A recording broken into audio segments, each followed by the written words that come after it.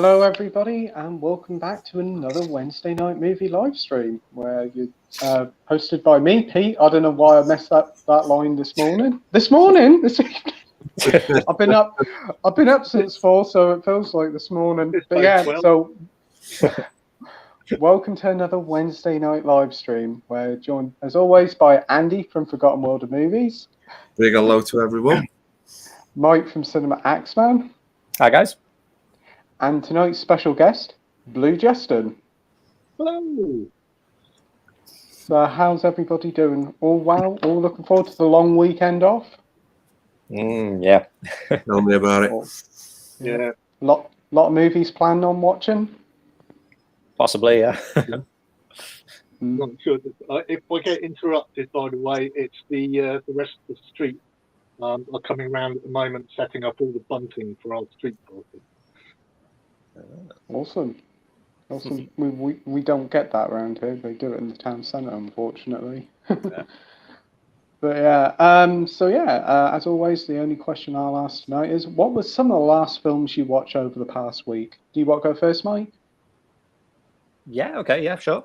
The last film I watched it today, actually, whilst I was working. I don't know if you guys have seen it, but it's a movie called Rush. It's not the Formula One movie. It's one that came out in like the early 90s with Jason Patrick and Jennifer Jason Leigh. And they kind of play like two police officers who have to go undercover drug dealing, basically. And they kind of get hooked on drugs whilst they're doing it. And it was a really good movie. I'd never heard of it before until quite recently, but it was really good. Oh, sounds good. Great cast. Any other films you watched in the past week? I've been watching the original Star Wars movies. I watched Empire Strikes Back the other night, so I just need to watch Return of the Jedi. Awesome. Have you seen Obi-Wan? Yeah, I've seen the first 2 episodes. I haven't seen the one that came out today yet. Yeah. So you enjoyed it so far? Yeah, it's pretty good. Yeah. Yeah. It's great to see Ewan McGregor back as Obi-Wan, though. Yeah, it is. Yeah. What about you, Andy? Yeah, last movie I went to see at cinema was Top Gun Maverick. I loved it. Awesome. I watched about 3 movies Monday afternoon. So I watched Attack the Block, which I did not like. No, not at all, to be honest. I watched Uncharted, which I thought was okay. And I watched Matrix Resurrection. I didn't hate it, and I didn't love it. I just thought it was very, very middle of the road. That's good.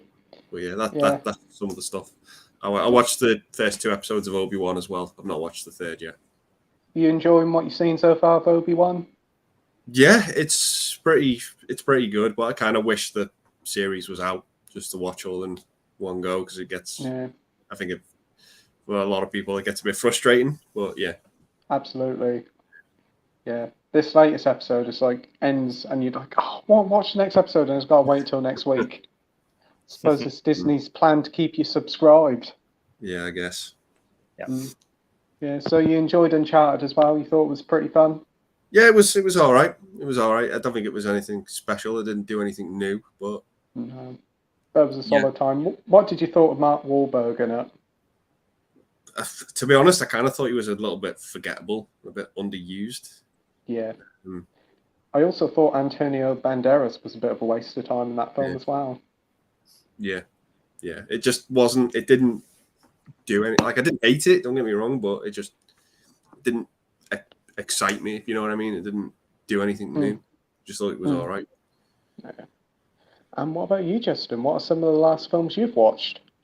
Well, as you may have guessed, I went to see Top Gun Maverick on the evening of its release day. Absolutely loved it.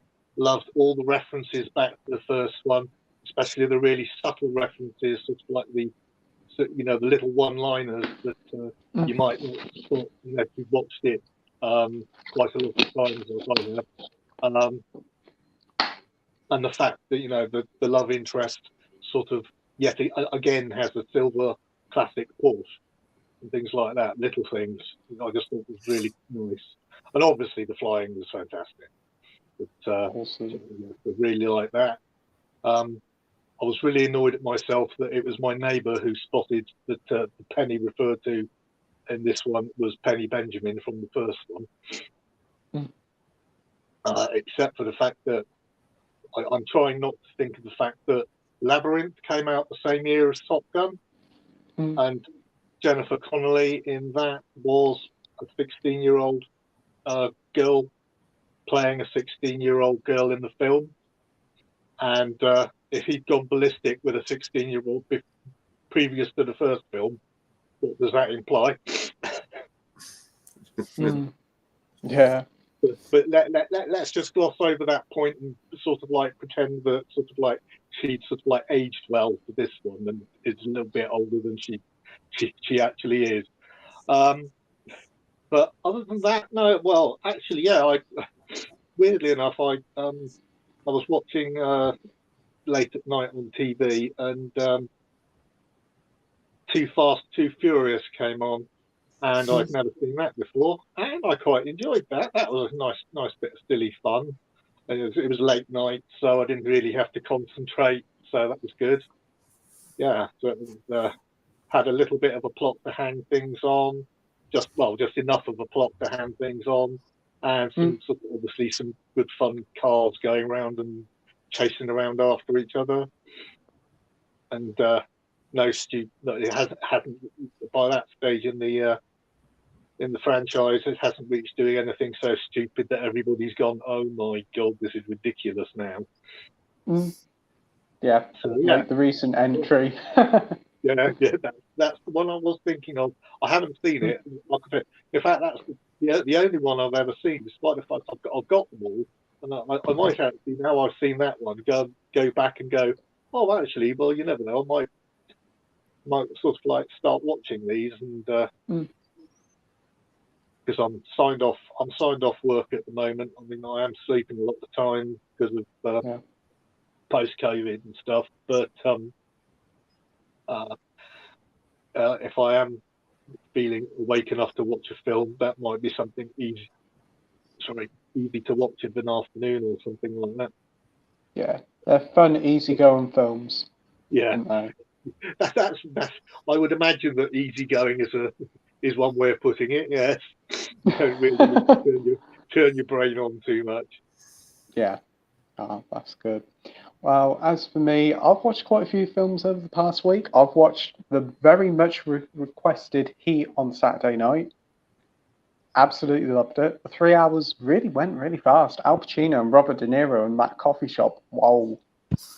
Yeah. The tension with the knife and that, and the shootout is incredible. One of the best I've ever seen. Yep. I've got to agree. Yeah. Val Kilmer was really good in it as well. He was. Yeah. What else did I watch? I watched Irreversible. Yeah. It was an experience that I probably will not be watching again. I can understand where they were coming from, the back to front sort of gimmick with the story, how it ends, or shall I say it begins. I can see why it done it, but I don't know. It didn't really click with me in that certain scene. I had to skip past that. Yeah. But I did watch Dog Day Afternoon last night. That was brilliant. That was hilarious. The first half an hour, it was like a comedy. It was. Yeah, it's a cracking film. That. Yeah. It's brilliant. I was just sitting there laughing in my head. I thought, is this supposed to be real? This is just hilarious. And then obviously as the story goes on, stuff happens. But it's a really good film. Al Pacino did a great job in that. And then today I've watched the Sonic movie, Sonic 2. Fantastic sequel. Really good. Way better than the first one. Cannot wait for the third one now. But yeah. Before we get into the comments, do you want to promote your channel a bit, Justin? To those who may not know your channel. At the moment, because of the post-COVID thing, it's mostly doing my hauls and occasionally having to skip weeks. And I will actually say, for those who subscribe to my channel, because this might get to a wider audience than the small number of people who are on my Facebook page for the channel. There won't be one. There won't be a regular haul coming out this week. There may be a replacement haul. I might do something different instead. But with the Jubilee long weekend, nobody's delivering anything at the moment until next week. So it did seem a little bit of a silly thing to do a haul for one Blu-ray. This was my haul. But yeah. But I've also done some unboxings, and I've got a couple of other. I do a couple of other little things like books related to film stuff, which I'm hoping to start up again soon. So please come and watch. And thank you to the 200 people now who have subscribed to my channel, which I've just reached. And thanks to yourself for inviting me on these live streams, which introduced me to a wider audience and things like that. Yeah, no worries. It's a pleasure to have you on these streams. It's great to have you back on, mate. Yeah. Also, I just love your catchphrase. What is it? Still Justin, still not blue? Is it? Yeah. Oh, love it. Well, because I think if you go right back to the first one, I think I said sort of like my name is Justin, but as you can see, I'm not blue, and I'll have to wait until Avatar comes out for that. Brilliant.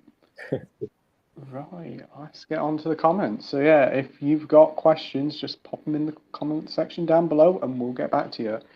As it's bank holiday tomorrow, we can go a little bit late. Not 8 hours stream late, but a few hours. So anyway, the first comment tonight is from Vince saying hello. My wife Hey, might Vince. want to see me some point this evening. Pardon? My wife might want to see me at some point this evening.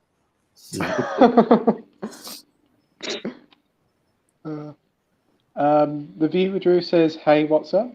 Thanks for joining, Drew. Hope you're well, mate." Drew. Right, we've got Edward Coppock here saying, "Evening, everyone. Hope you're all well. What's your thoughts on the new live-action Pinocchio teaser trailer? The movie will release on September the 8th on Disney Plus as a Disney Plus Day premiere." Ooh. Is this the one with Tom Hanks as Geppetto? Yeah. Has anyone seen this new teaser trailer? Yeah. No. No, I have seen this one out, but to be honest, I'm not. The idea of the movie doesn't just like immediately grab me, so I haven't made the effort to go and watch it. Yeah. So, what did you think of the trailer, Andy? I think it generally looks like a live action version of the cartoon. Yeah. It generally just looks like that brought to life. You know, it looks very colourful, like the original one. But yeah, I think it is what it is. I think Disney know what they're doing with these live action movies. It's become a formula now. Yeah. Well, yeah, they know what they're doing. Well, they did apart from Mulan, Yeah. which was a bit wrong for them. Yeah. What about you, Mike? What do you think of this Pinocchio live action? To be honest, I don't really know all that much about it. I mean, it was news to me that Tom Hanks is in it. But I know that I think Guillermo del Toro is doing one as well. And I think Netflix, I think I'm like leaning more. I think I'm more interested in that one. But yeah, I don't really know too much about either of them, to be fair. Yeah, because I think Robert Zemeckis is doing this one. Yeah, I think he is. Yeah.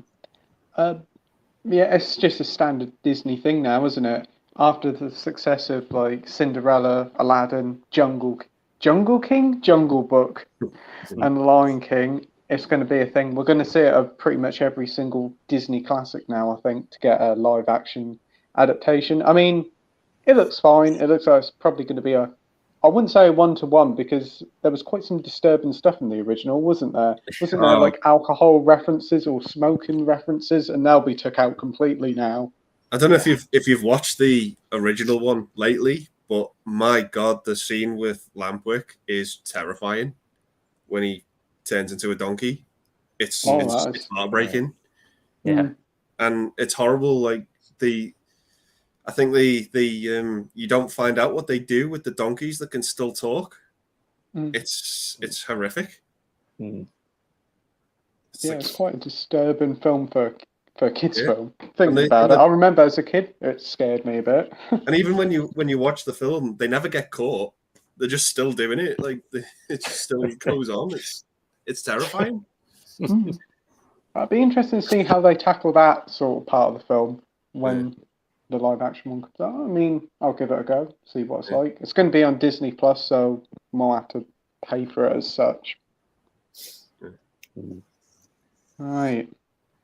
We've got Soph here, and she's asking Andy a very important question. Have you watched Bugsy Malone yet? Haha. It's still a no. I haven't watched it. I'm gonna try and do it this weekend. But yeah, it's still a very big pill to swallow, I think, for me at the minute.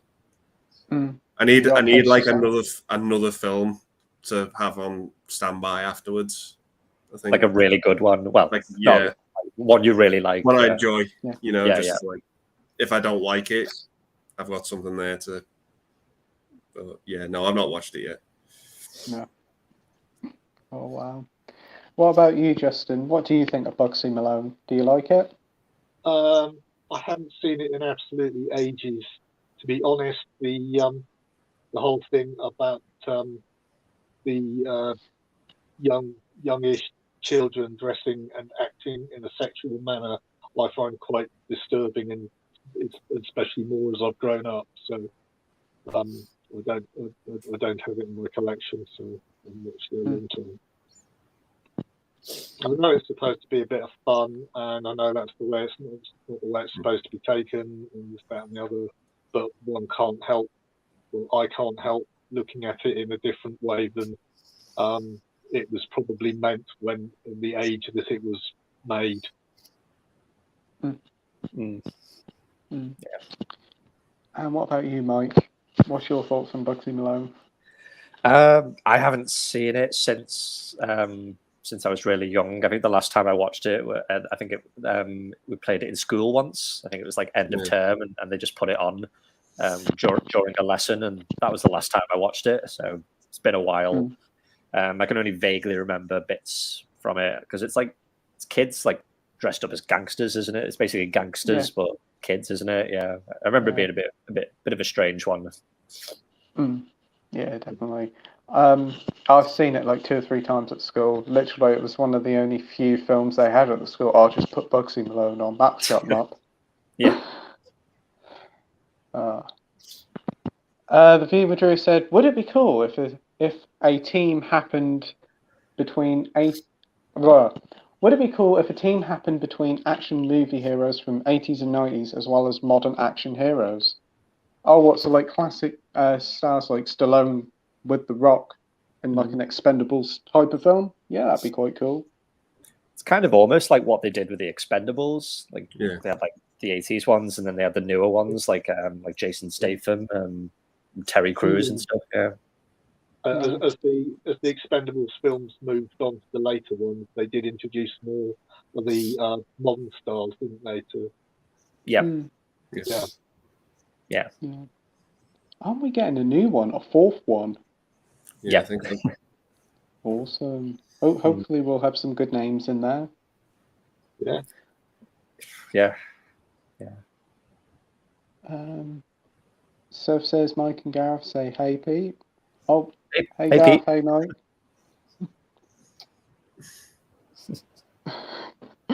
AJ's here saying evening all. Evening AJ, hope you're well, mate. AJ. The viewer Drew says the team would include Terminator, John McClane, Indiana Jones, Rambo, Ethan Hunt, Jason Bourne, Daniel Craig Bond, and Brian Mills from Taken. Cool. It's a good lineup. Yeah.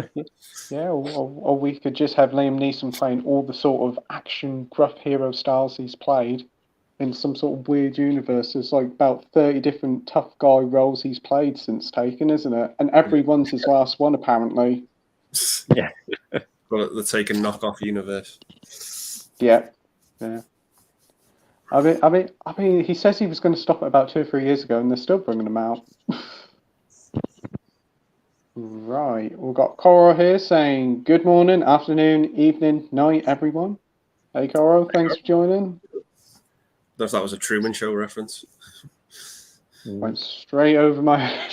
Okay. Another one to add to the watch list. I'll probably get asked to watch that one next, but I don't have it in the collection, so. But I do need to watch it. Jim Carrey, isn't it? Yeah. I love the Truman Show. It's great. Yeah. So saying Coro. We've got Bumpers Movies here. Hey, mate. And he says, Pinocchio is like a bus, waiting 40 years for 1 and 2 come along at once. Yeah. Yeah. But as you said... Pardon? It does seem a very odd choice to get to such a niche type update in at the same time. Yeah. I agree. And I'm surprised Disney aren't being really litigious over it, to be honest. It's not like Disney are ever litigious on anything. Yeah. But I must admit that Del Toro one sounds like a more interesting prospect, especially with him at the helm. That could take the story down a different route. Yeah. That'd be quite cool. We've got Mark here from the 4K Lowdown. What's up, guys? Hey, mate. Thanks for joining. Bumpers Movie saying, I'm leaning more towards the Del Toro one, looking at the cast. Who's in that one, anyway? I don't know. Yeah, I don't know. Yeah, I haven't really looked into it. All I know is he's directing it. So. Yeah, I can remember there was like a teaser trailer about 2-3 months ago, and it just showed like a house. And it was like Pinocchio coming to Netflix, and I think it is in September when it's coming as well, which is kind of odd. Well, see what it's like. Again, it's going to streaming, so you ain't got to go see it at the cinema. We have Brett here from Walk On Always Believe. Watch your Pete, watch your Andy, watch your Mike, and watch your Justin. Hope you're well. Hope you're well, mate, Brett. Soph's asking Brett how he is. Dr. Impossible's here. While I had a Klaus Kinski showdown last night, started with Android, the Watch from 1984. George Roy Hill directed Little Drummer Girl and had Cobra Verde. I'm completely lost here. Yeah. Cobra Verde's the only one I've seen out of that list. But, yeah. I thought Cobra Verde was a drink. Cobra Libre. Comments have gone all weird. Right. Brett says, I picked up 6 Blu-rays today. Last Matinee, Pledge Night, Detective Pikachu, Scream 2022, Uncharted, and Last Night in Soho, finally with a slip. Fantastic haul there, mate. Some great titles there. Have you seen them all, Mike? I've seen... No, I've only seen 2 of them, the Scream and Last Night in Soho. And you enjoyed both of them? Yeah, they're pretty good. Yeah. What about you, Andy? Have you seen all them films? Yeah, same as Mike, but I've seen Detective Pikachu as well. I've not seen Last Matinee or Pledge Night. But Last Night in Soho was great. Oh yeah, Last Night in Soho was brilliant. I know Brett had some issues with Amazon over it, so I'm glad he's finally got that sorted out. And Justin, have you seen all these films? I'm afraid not. I'm afraid I'm in the usual situation of quite happily sat here owning them and then not watching them. I think I've got Uncharted here as well. But no, own those 2. Not really into the Scream movies. Pikachu.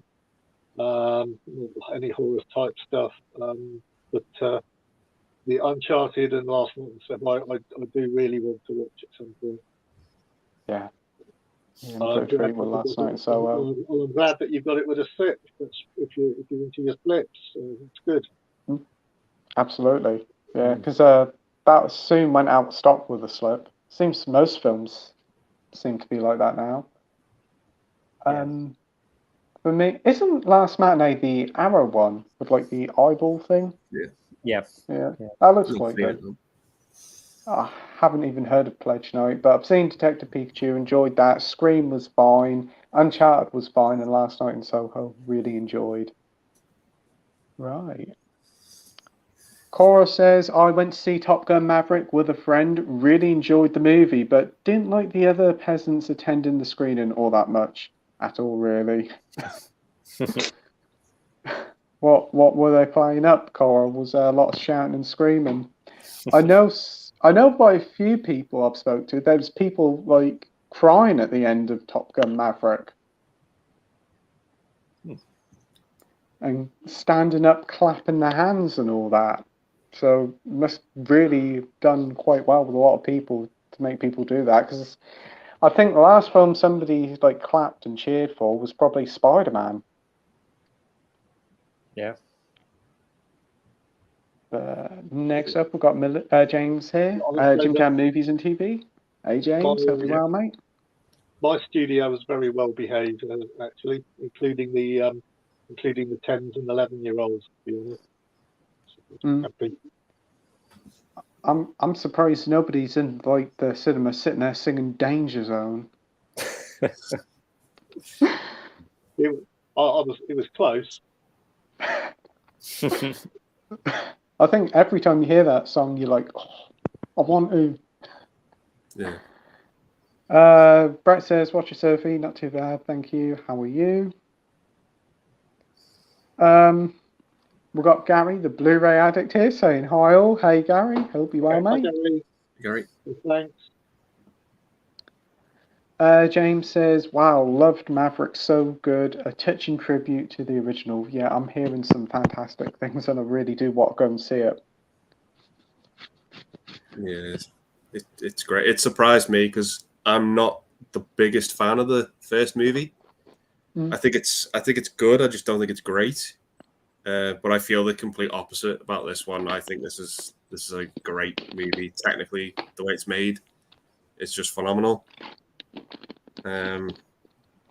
It's probably the closest you're ever going to get to sort of being in one of those jets. I think the way it's filmed is it's just I loved it. I've heard the cinematography is brilliant and like everything was captured like in air properly and it wasn't all green screen, which is a rarity these days. Yeah. Oh yeah. You can tell. Yeah. Tom insisted that it was they all sort of like did as much of their own flying as they possibly could. And they had to do months worth of training and all sorts. I've heard it's done really well in the box office as well. Yeah, Tom Cruise's biggest opening weekend ever for any movie, 300 million or something. That's brilliant, especially with the Mission Impossible franchise and that. Yeah. That's very good. Yeah. And then they released the trailer for the new one, which looks great, but we've got to wait a year for it. I noticed that they changed. Actually, they used to the radio advert for Top Gun Maverick used to say something like I can't remember, sort of like a huge movie coming out, sort of like you'll want to see this one, blah blah blah, this that and the other. And it's now specifically saying at the moment the biggest movie worldwide. Yeah. I can definitely tell because Tom Cruise didn't want it to go to streaming, did he? He was like adamant, no streaming, it's going straight to cinema, and it seems like the gamble paid off. Because I was thinking, it's been delayed for 2 years. Why didn't they release it on the streaming? But I'm so glad it worked out well, and the film turned out to be a success. Good man, Tom. So says I'm good. Watchage and Jam went on Merry Hill today, the new H&V. Oh, that's brilliant, Brett. Yeah, because they closed down one, didn't they, and opened a new one. Comments have gone absolutely weird. Oh, wait, where are we now? Great Surf. Also, mate, what do you think? James says, I picked up season 1 to 5 of South Park, 50p in a charity shop. That's brilliant. Wow. Really good. Yeah, yeah. I remember when they released those, and they only released like the first 4 here in the UK. Like these really big, horrible box sets, and then it took them ages to release the rest. Oh, that's a bargain. That is some great episodes there.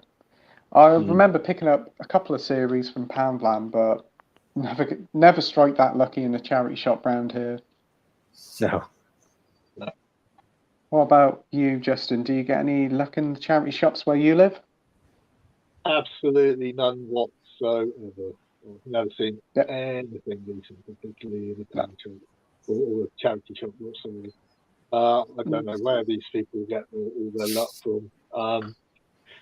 The best I get in charity shops around here is I have picked up a couple of things like live comedy shows from comedians that I like on DVD, and I don't mind those being on DVD rather than Blu-ray for 50p or something like that. But, no big TV series or films, and hardly ever. And if I see a Blu-ray, it's sort of lesser spotted Blu-ray.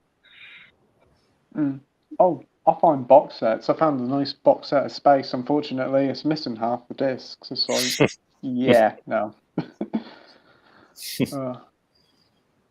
We've got Gary, the Blu-ray addict, saying, watching any good TV series at the moment? Mike, do you want to go first? Not really. I'm not watching anything new. I'm currently rewatching The Simpsons. I'm on to season 7 at the moment, but I'm probably going to stop around about season 10 because that's when it kind of goes downhill for me. But I'm planning to rewatch like the original Goosebumps and Are You Afraid of the Dark? I used to love those shows when I was a kid. So yeah, I'm planning to rewatch them at some point, but I'm not watching anything like any new TV shows at the moment. Who are some of your favourite Simpsons characters then? It's got to be Mr. Burns. He's just excellent. He's just so funny. Yeah. I have watched some of the late episodes, and I must admit they do dip in quality. The classics, like Who Shot Mr. Burns, that episode, I remember that as a kid. It's good. Yeah, that's really good, that one. Yeah. What about you, Andy? What TV shows have you been watching? I've been really enjoying it at the minute. I've been watching Dragon Ball. That's a lot of fun. But yeah, that's it really, because there's just so many episodes. With it being a manga, it just goes on and on and on. But I'm not bored of it yet. So I'm still going. I'm up to season 4. I've got one more season of Dragon Ball, and then I'm on to Dragon Ball Z. Awesome. Yeah, because there's quite a few box sets to get, isn't there, of seasons? Yeah, I think there's 5. Yeah, there's 5 for Dragon Ball, and then there's 9 for Dragon Ball Z. So have you got them all there, or have you still got to get some more for the collection? Nope. Yep, got them all. Got them all now. Wow. So you're all set. Yeah. Oh, that's great. And what about you, Justin? What TV shows have you been watching? I and my wife have been watching the Battlestar Galactica reboot from the beginning. Awesome. Which I don't know. I don't think she was that keen on the idea from the start, but I think she's got quite a little bit more into it now. We're to about, I think we're on to about season 3, about the middle somewhere. So yeah, I'm absolutely loving it. I watched some of the earlier episodes on DVD, which I had whilst I was working away from home years ago, because my laptop would play DVDs, my work's laptop. So So I watched a few of those on DVD, so I've had some idea of how it started, that sort of thing. But I'm now well beyond the point that I ever got to on the DVD, so this is all new to me now as well. So it's really good. Oh, Really great stuff. good. Great stuff. For me, I'm watching obviously Obi-Wan. I've also started to watch, because that new film come out, Bob's Burgers. I've always seen it and always never really thought much of it. I always thought like the animation style, didn't really like it.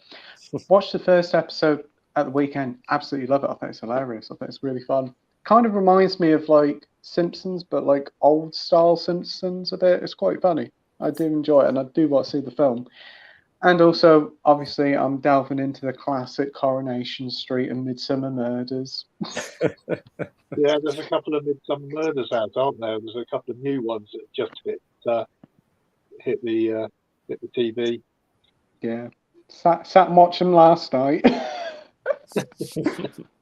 Would have done if I had time, probably.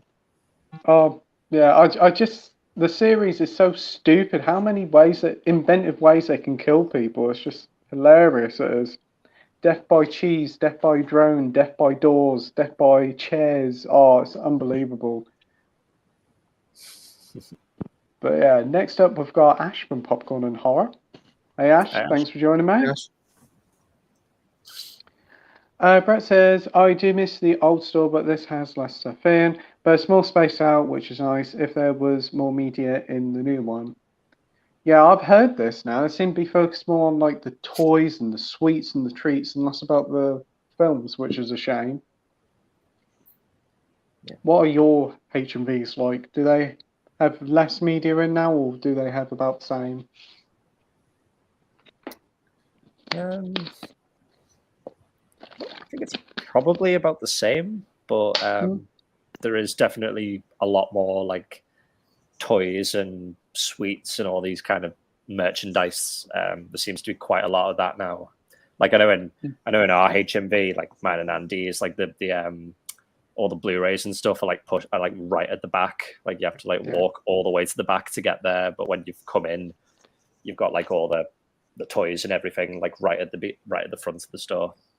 And vinyls for me. It's all vinyls at the front. Yeah. Yeah. What about you, Justin? What's HMV like for you? I must admit, I haven't been down to my local one in quite some time. The only time I ever went down there, I wasn't particularly impressed by it, because like we used to have two. They closed the first one down in the first HMV going bust. The second one managed to survive the second HMV going bust, but then after 6 months, when the lease was up, they closed that one as well.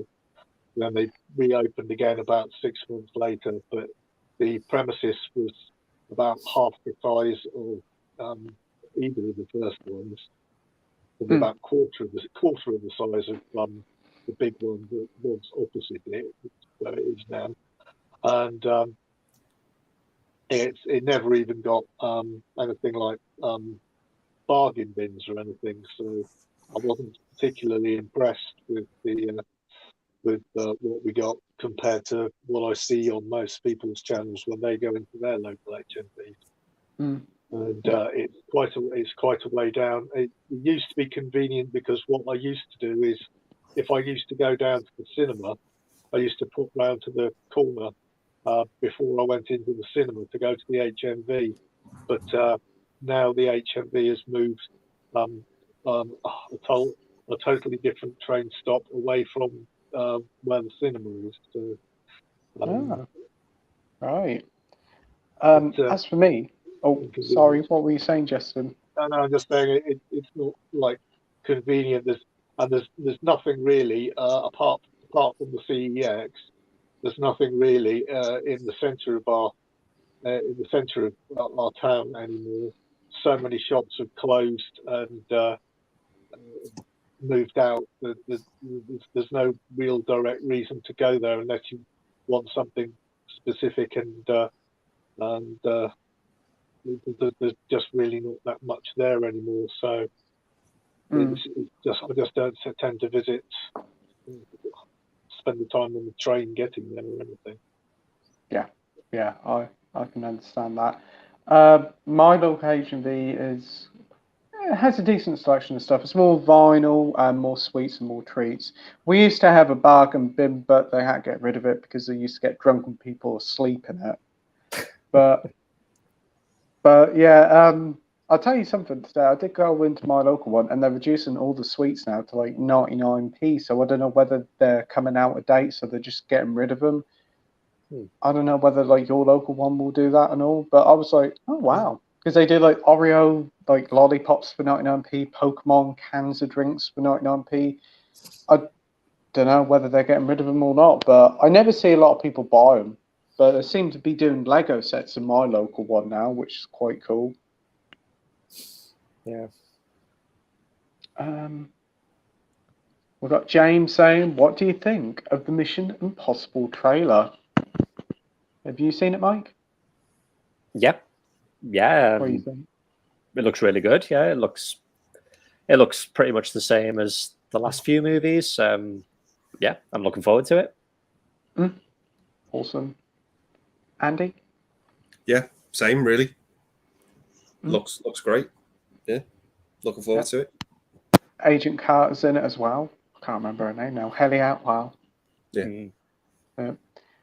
And Justin, I'm going to gather you've seen it? No, I'm afraid I haven't seen the trailer yet. I don't tend to keep up to date on trailers. But I've got a pretty good idea that it's going to be action-packed and really good. So I'll be going to see it. Yeah. Really looking forward to it. The trailer looks great. Some more death-defying stunts that Tom Cruise always seems to do. Even though he's, I don't know, in his late 50s now, he still can do these marvellous stunts. So good going to the bloke. Really intrigued by it being a two-parter. I'm going to gather this is going to be the final two Mission Impossibles. I think that's the idea, yeah. Who knows? Don't know. We'll have to wait and see. Well, if they both make loads of money, they'll probably say, oh, one more, just one more. Yeah. Brett says, great bargain, James. That's fair enough. 4K Lowdown says, I love it until I said part one, lol. Yeah, for Mission Impossible. Cora says to Rhodey, yes. I have not even seen Rhodey's comment. Gary, the Blu-ray addict, says, any films that you loved when you were young and watched recently and had a different opinion on?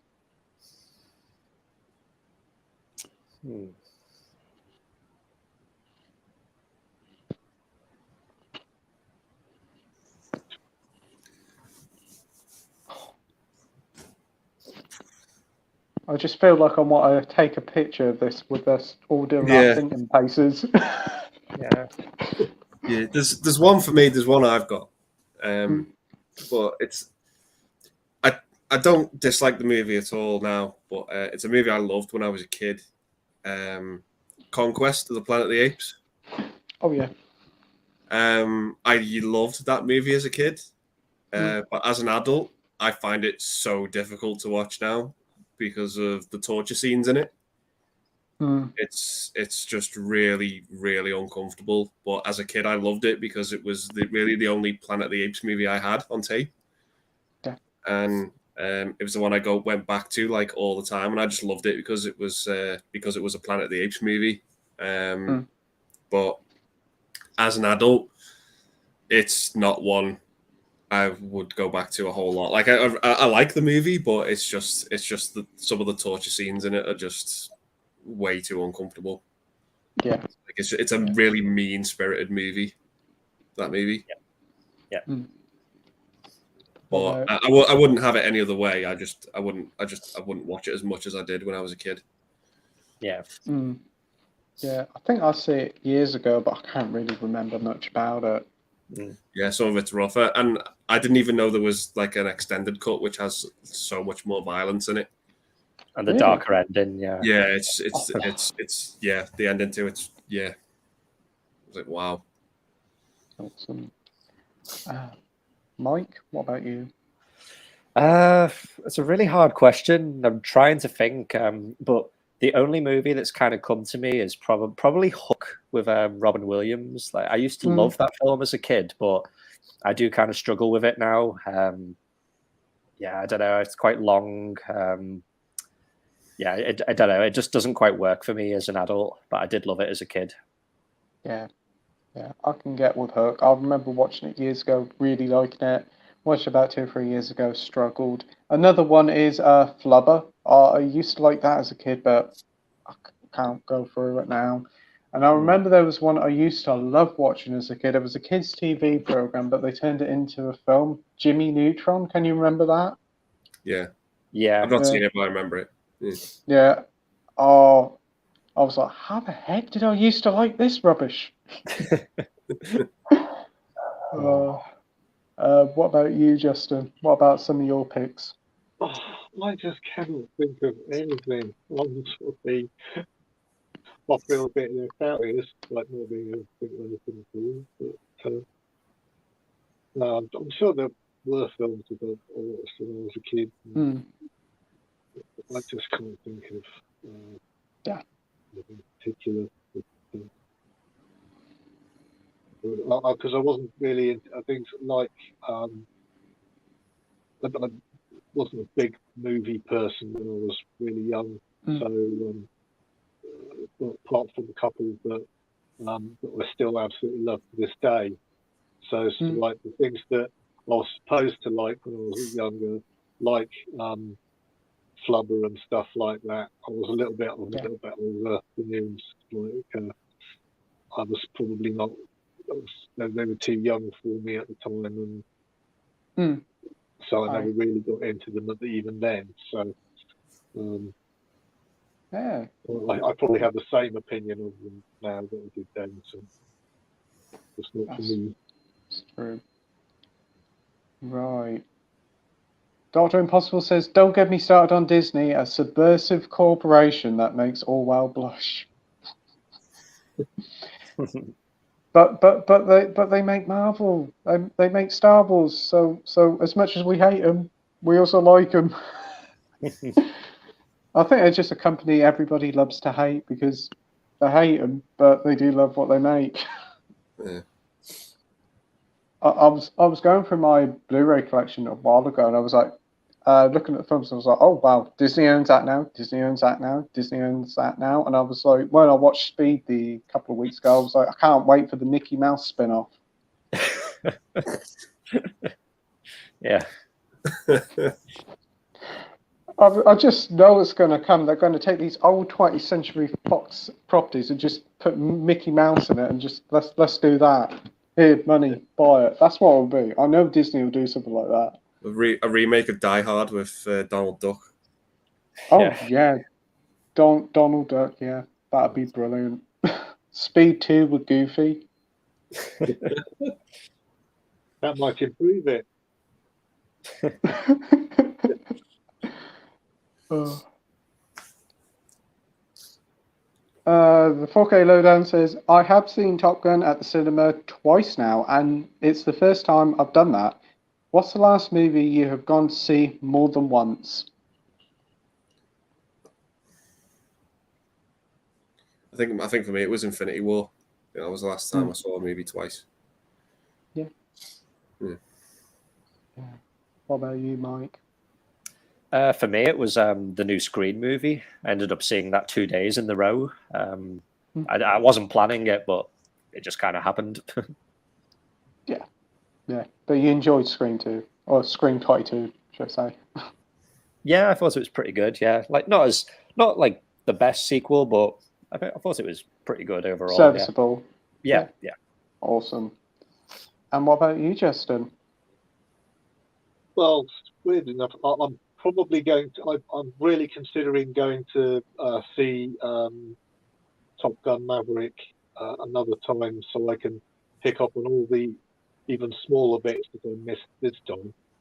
But I don't normally go to see things more than once at the cinema. And the last one I really remember doing is back in the days when it was easy for me to walk to the cinema rather than having to catch a train to drive or whatever.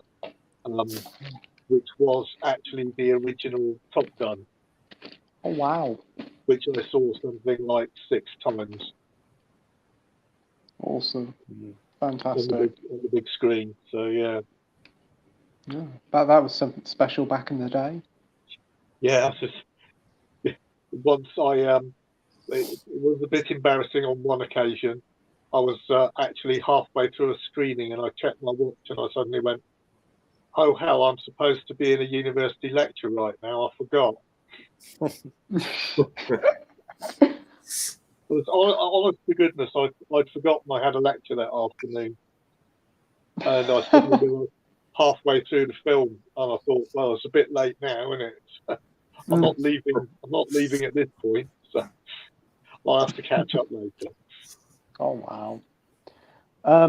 For me, I haven't actually seen a film twice in the cinema, but I'm gonna cheat and say streaming. I saw the new Chip and Dale film twice within the space of 2 or 3 days. Wow. I've really enjoyed it. I basically watched it again to catch up on all the Easter eggs, but yeah, it's a lot of fun. But It's not a bad little film. I quite enjoyed it. yeah, it's a big surprise, I thought. Yeah. Definitely one of the best Disney Plus original films, I think. Right. Edward says, why are they constantly remaking Disney films with black actors and actresses taking up the roles that were traditionally white and not given the black community more? Because they probably don't want to be seen as racists. Yeah, it's just, That's again, for diversity, I assume. Yeah. No, this is, I gather, because there wasn't any roles back in the original, so they create roles now. I honestly don't know. We've got Winslow here saying hi. Hey, Winslow. Thanks for joining. We've got Brett saying there's a scene in Bugsy Malone that always cracks me up laughing. It's a "so you want to be a boxer" scene, and the part where they go Zian, it gets me every time. Not sure why. Haha. I can remember that scene, but I can't honestly remember the Zian thing. All I can remember is like the bad guys thing and the custard fight guns at the end. The splurge guns, yeah. Yeah. Yeah. It looks like the inspiration of Dick and Dom in the Bungalow or something. Dr. Impossible says, there is a problem, Andy. Do you need to see a doctor? I can see the anxiety levels building up. Bugsy Malone syndrome, Andy. Cure, watch, problem child. I do like Problem Child. Problem Child's all right. John Travolta is it in that one, is it? Or am I thinking of... No, it's Problem Child's the one with, oh God, what's his name? John Ritter? I'm thinking of Look Who's Talking, I think. That's what I'm thinking of. Yeah, yeah. Coral says, watched Shout Factory's new release of Halloween 3 Season of the Witch last night. Enjoyed it very much, but couldn't sleep afterwards. Wow. I've heard it's quite a creepy film. I haven't seen it myself, but I definitely do want to get around to watching it. It's the one with the masks, isn't it? Yeah. Mm-hmm. I love Halloween 3. I think it's great. Because you got the recent Halloween, the first one on Shout Factory, didn't you, Andy? Yeah, I've got the first one. The second one's coming in the post, and I'm going to pick the third one up probably this month. Awesome. But yeah, I only really like the first 3 Halloweens. Yeah, so you won't collect them all? I don't know. I might go as far as 5 because I know the rest of them are coming out this year, but some of those ones in the second half are just a struggle. They really are. Yeah, I've heard. Yeah. What about you, Mike? Are you going to collect any of the Shout Factory Halloweens? I haven't had much desire to be honest. I do like the first. Well, I like the first one and I like the third one. They're like the only 2 I generally really like. So if I was to get them, I'd probably get those 2. But then I'd probably feel the need to get Halloween 2 as well, just to kind of complete those 3. But yeah, like Andy, I'm not really into any of the others after that. The only other one I like is I have enjoyed. I did enjoy the 2018 one, and I thought Halloween Kills was, I thought it was all right. I didn't hate it as much as everyone else, but yeah. Because they've announced the Child's Play now on Shout Factory. I've noticed. Okay. Yeah. They look quite nice. I think it's only like the first 3 or 4, isn't it? I think it's the first 3. Yeah. Is it? Yeah. I'll probably give them a miss. Not the biggest fan of Child's Play series. I do like the first one. The first one surprised me, but the second one's not too bad. What about you, Justin? Have you got any of the Shout Factory Halloweens? The simple and short answer is no. I'm just not into slasher type movies, so Yeah. that's not something that I'll be picking up. But I did like Shout Factory as a company. So when they do the odd thing that I find intriguing, it's quite odd. So like I say, I don't like slasher movies. Then like all of a sudden I'll come out and say, "Oh, look what I bought." And think like, well, we'll give it a go, that sort of thing. But generally on the big franchises like Child's Play and Halloween and Friday the 13th, they're just not really my thing. So that's fair enough, mate.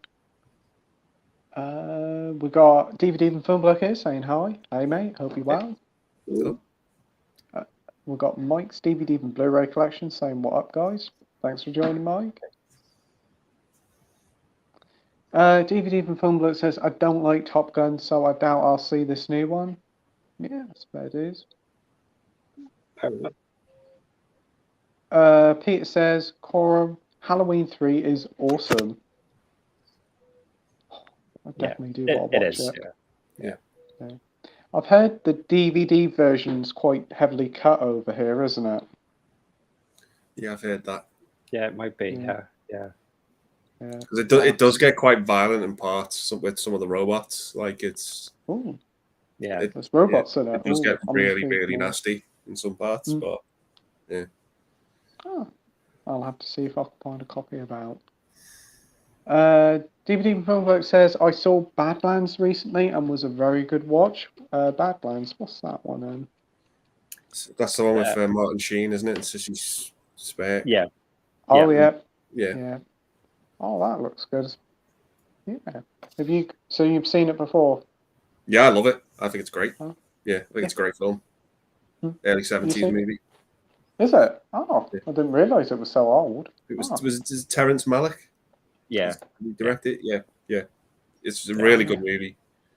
Yeah. It's on the premium collection. Yeah. Is it? I didn't know that. Oh. And I think there's a Criterion of it as well. Yeah, there is, yeah. I'm now checking Google and it does actually sound quite interesting. It's a really good film. Yeah. Oh.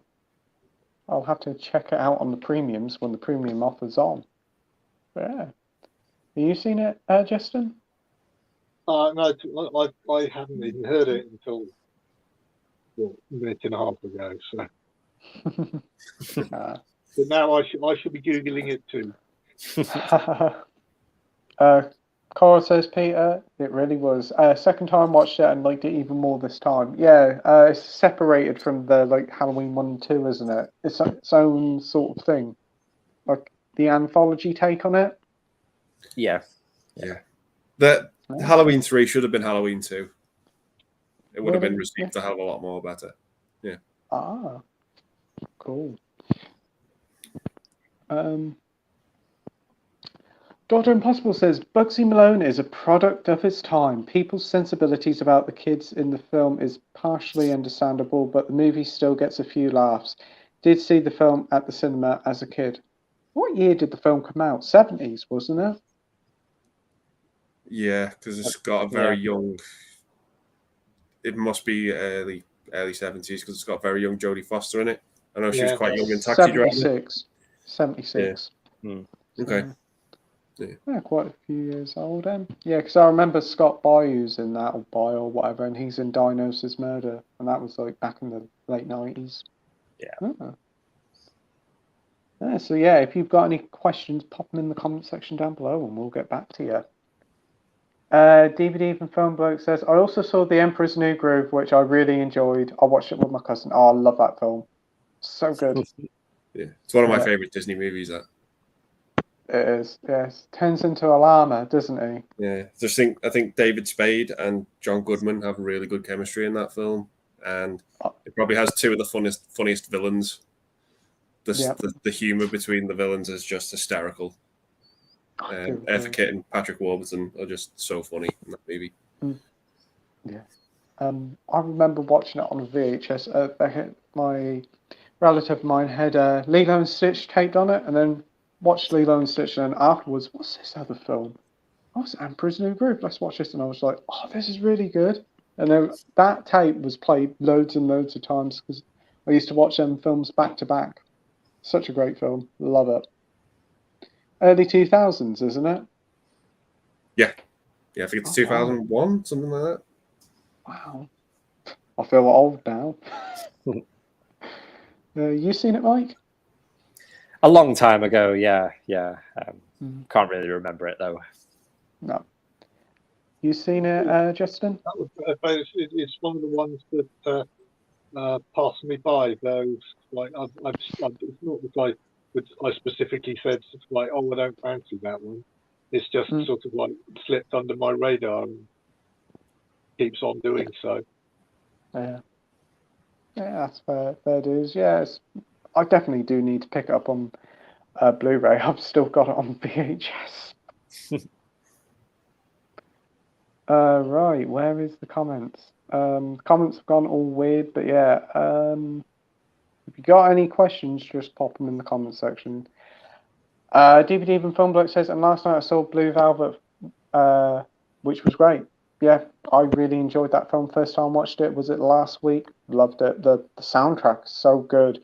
It's the bit where the guys miming in dreams are so haunting. That is. Yeah, it's a great scene. Yeah, it feels like a dream. It does. The whole film feels like a dream where it opens with like this perfect like area, like residential area. Yeah. Everybody's smiling and waving. It's just I watched it about 1 o'clock at night, which probably didn't help. Yeah, Dennis Hopper's terrifying in that film. He's horrific in that film. He's scary as hell. Yeah. I remember seeing it at the cinema when it first came out. Wow. Yeah, that really was. He really was creepy in that. I think like during like the 80s and 90s, he starred in some great films as a villain. Oh yeah, he's like movies like Speed and Waterworld. He's probably if he plays the villain, you're in for a treat with him because he can go so over the top. But I actually really like him in True Romance as well. Like, yes, he plays his father, don't he? Yeah. Like the scene with him and Christopher Walken is just great in that movie. Yeah. Oh, True Romance is great. So many famous faces popping up all over the place. Yeah. It's insane the cameos in that film. Yeah. But you like Blue Velvet, don't you, Mike? Yeah, it's really good. Yeah. I'm just glad you finally mentioned a film I've seen. Yeah, I've got the Blu-ray one with like an extended edition that includes like an hour's worth of extra footage. It's like nearly 3 hours long. It is. Wow. But I only watched the 2-hour cut, and the 2-hour cut was really good. Yeah. Dr. Impossible says Paramount will be flying high to the outer stratosphere and beyond with the success of Top Gun Maverick. And now there's calls for another Top Gun film, but I think this works best off as a one-off. Yeah. So do I, to be perfectly honest. I mean, I've been waiting for this for so long, and I mean, I absolutely love it. But at the same time, it really does wrap up the whole thing so well, and you can't keep on doing the same. If you did a third one, you wouldn't get the enjoyment of the callbacks with the same lines and this, that, and the other to the original or to this one, because it just wouldn't work. You can't keep on using the same. You keep on using the same lines and the same jokes because they're funny. They only work because they were funny in the previous film type thing. So you get it from having seen seen the previous one, and therefore you appreciate it. You can't keep on doing that film after film. So No. I think it would be very, very difficult to get a Top Gun 3 that would work. Yeah, I agree. Right, here's a good question for you. What film, one film that never got a sequel, would you like to see get a sequel?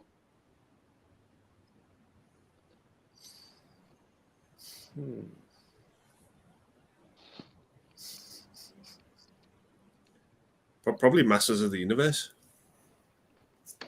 It's a good one. Great pick. That's a lot of fun, that film is. I see us on offer now on Amazon. Yeah. It's dumb, but it's fun. Yeah. That's what it is. Oh. Justin? Yeah, I would like to see the sequel that was obviously set up for when they tried to fundraise or crowdfund for Hawk the Slayer. Awesome. Because I mean that ended with sort of like He Shall Return, and it was supposed to be a trilogy. I think it was Hawk the Slayer, Hawk the Destroyer, Hawk the something or else. And they tried about 5 years ago to raise money enough to get the second film off the ground with a crowdfunding type thing, but they didn't make enough, so it failed again, which was a shame. Another one that ended on an obvious similar type thing, similar era as well. Another type one that ended on a sort of like He Shall Return type situation was Sword and the Sorcerer. Yeah. The one with the triple-bladed sword and all that. The one the one that I spent a fortune on importing the brand new 4K from the US when the second it was released. Oh wow. And you, Mike? I'm just trying to look through like some of my favorite films. I know this movie did have a sequel, but like Fright Night, after Fright Night Part 2, I read that there was talks that they were going to do another one, like not long after the second one, and I would have loved to have just seen more. Like I would have loved to have seen more of Roddy McDowall as Peter Vincent and things like that. Yeah, I like that. Yeah. That's good. The weird thing about that is I always find it difficult. I keep on trying to track down Fright Night or 2, and there appear to be 2 totally different films, one called Fright Night Part 2 and one called Fright Night 2, and I never know which one to buy, so I haven't got either of them. Yeah, because Fright Night Part 2, I don't think you can get it like an official release here, but I've got it on Blu-ray. It's like a Spanish release. Yeah, I've got that Spanish one. Spain are quite loose with their laws. Yeah, because that's the one. Is that one when it's Jerry Dandridge's sister who comes back for revenge? Yeah. The posters for the first movie and the second movie pretty much look identical. Oh, right. That's the I'll be able to tell them, is it? Yeah. Okay. Yeah, they are pretty much the exact same poster. I think bar the building on the front. Yeah. Okay. Right. That'll enable me to hopefully tell them apart if I can track it down, because there are, like I said, I'm sure there is a different one called Fright Night 2, which seems to have a different plot. So it says it's a sequel, and it's very confusing for us mere mortals, even with like Wikipediaing and all Googling and all that sort of thing. Yeah, there was a sequel to the remake, which I've not seen, but gosh, I didn't know that. Yeah, and that's called Fright Night 2. That may be where the Yeah. confusion's coming in for me. Yeah, and I think it doesn't have any of the original cast in it. I think No. it's only like a Fright Night movie by name. Mm. Oh It's- dear. From the looks of it looks like a straight-to-video sort Yeah. of thing. The second one does, of the remake. Yeah. Because when I was looking at Fright Night, I was getting confused. Like, there's two of two. Where do I start? Yeah. Yeah. I personally I don't dislike the remake of Fright Night as much as a lot of people. I mean, I think it's okay as itself. I don't think it's down. I mean, the tricky thing is that the first one is such a sort of like an iconic movie from sort of like a lot of people's maybe not childhood, but younger years, and Yeah. it's in your head, and you just love it. So it's very difficult to see it remade and changed with different actors and whatever. But I think it's not even the remake isn't too bad. I don't think. Mm. It's got a good cast, the remake. It's got David Yeah. Tennant in it, Colin David Farrell in Tennant, it, and Anton, the guy from Star Yelchin, Trek who yeah. passed away. Yeah. I don't mind the remake. I think it's fine. I mean, I love the original so much. Yeah, And I think that's the situation. Really, yeah, Yeah. it was one of those Channel 5 horror movies that I just saw as a kid, like pretty much like movies like The Hitcher and Gremlins. You know, it was like introduced to me through Channel 5, and the second one as well. But yeah, I just love everything about that first movie. I think I saw them both. I think I saw both of them at the cinema. Yeah. Yeah, because I think it was the second highest. Yeah. It was the second highest grossing horror movie of 1985. I think the first was Elm Street 2. Yep. Oh, right. Yeah. But yeah, I just love it. I just love the cast. I love the soundtrack. It's a love letter to like horror movies from the 50s as well. It's just, yeah, I just love it. Yeah, plus a bit of Rear Window thrown in. Yeah. Begin borrow from the best. Yeah, that's good. I still need to see Fright Night. That's another one high on the watch list. You'll have a great time with it, Pete. I think Yeah. you'll really enjoy it. Yeah, I'll try and track it down. Yes, see ya. Yeah, I'm live, don't burp.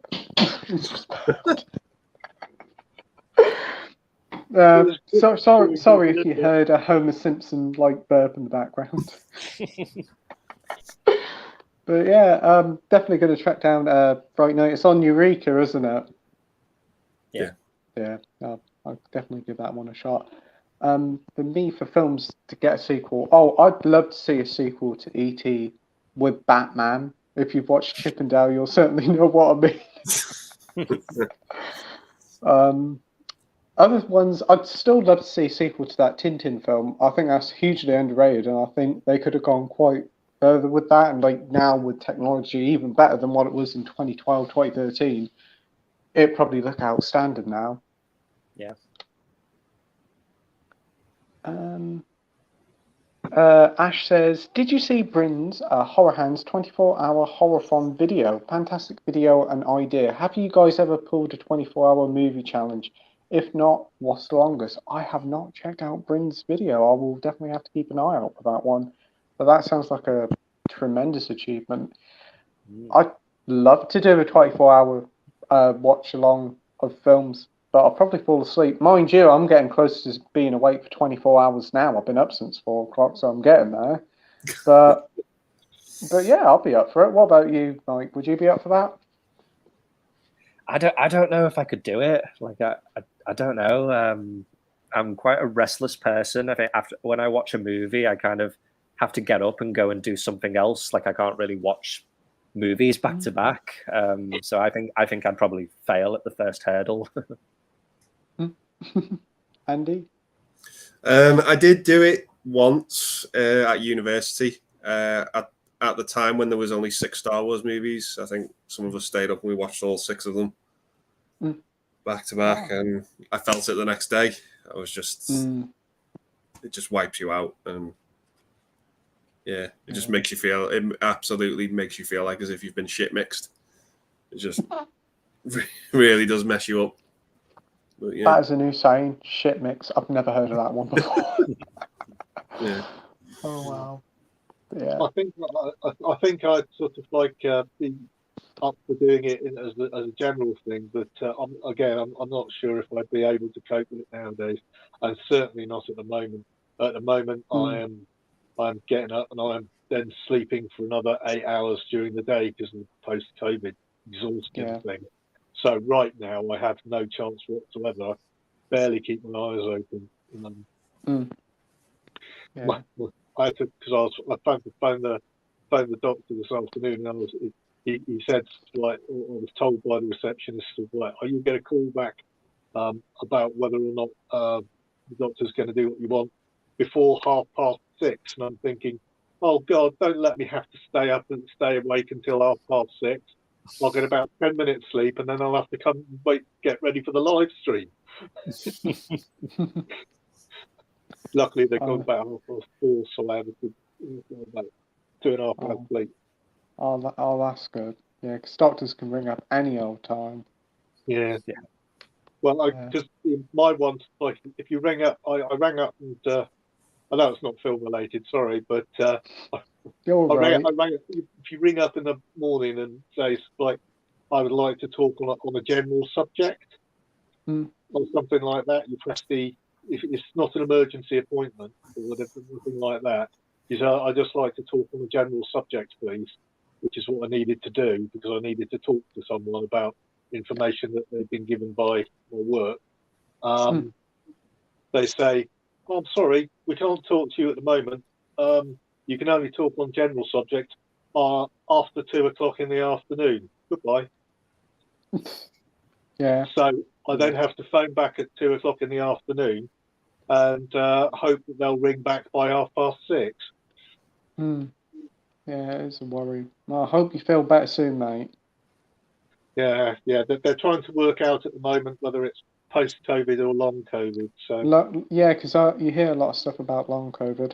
Hopefully you'll be all right soon. Yeah, it's because you just take it easy. There's apparently the definition of long COVID doesn't start until 12 weeks after you've had COVID. It's post-COVID up until then if you're suffering the symptoms. On the upside, in a couple of weeks, I shall be lying on a beach in Rhodes, so that should help me relax. Well, I hope you have a nice time on your holiday. Yeah. DVD from Filmblock says, next up on Midsummer Murders, Death by Dildo. Probably has been. I haven't seen all the episodes, but I'll be sure to write to the executives and tell them that one. They'll probably be up for that. Perfect for Sunday afternoon ITV viewing. Absolutely. Perfect. Someone getting clobbered viewing. by a rubber cock. Oh, some of their deaths. I remember there was one, it was a highlight one, and there was somebody actually got killed by chocolate. They just smothered them all with chocolate, and there was one where they turned them into a human candle. I think I remember that last one, yeah. DVD from Filmblock says, I would say my HMV have about the same, but there's more merch. Yeah, it seems to be going down the merch route these days. They have a lot of these big cuddly toys. A lot of, is it ramen bowls as well? They seem to have a lot of them now, which is quite cool. But T-shirts as well. Mine don't have a lot of T-shirts, to be fair. There's a lot of pop vinyls. There's always them. Yeah, and they do have some hi-fi systems now, which is quite cool. Yeah. And they do have a lot of posters. Don't tell me they've got T-shirts. It'll be like a magnet. Now, this is a question I've always wanted to ask you, Justin. How many T-shirts have you got?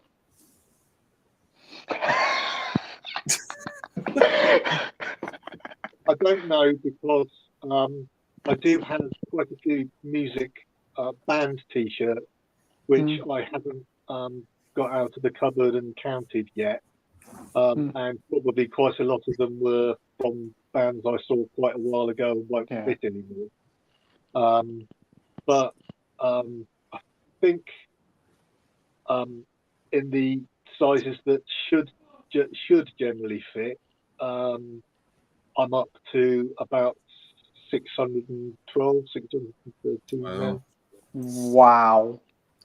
The king of the t-shirts. I bow down to you. Wow. More t-shirts than Primark. Unbelievable. You got one for every day of the year, twice nearly. Yeah. I think that's right. I should possibly. Well, my wife thinks I should stop now, but maybe I should stop at one for every day of the year twice. That's a good collection. What is your favourite t-shirt you own? Oh, I don't know. That is a question. I think some of my recent Anne Stokes picture ones from the company called The Mountain. They're such high quality and so comfortable. And I've been told by other people who've owned them for 20 years, they just go on forever and ever and ever. So I'm really pleased with those as well. Oh, that's amazing. You'll have to do a complete t-shirt collection in your on your channel in the future. But it would be a bit difficult to sort out.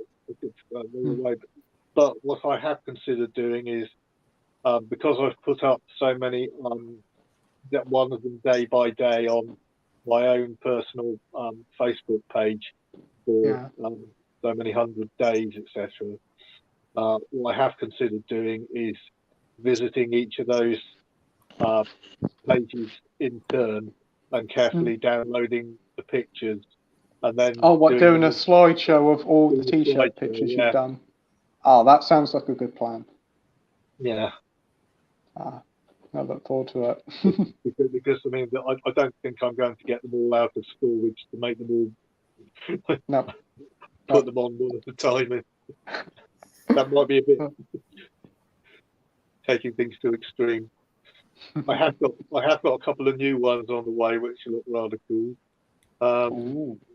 To go with an upcoming video that I've got called The Naughty Hall. Oh, that sounds cool. Not naughty in a sort of like salacious way, but in a way that certain Disney and Netflix titles are not released officially. Ooh. Oh, very intrigued. Look forward to watching it.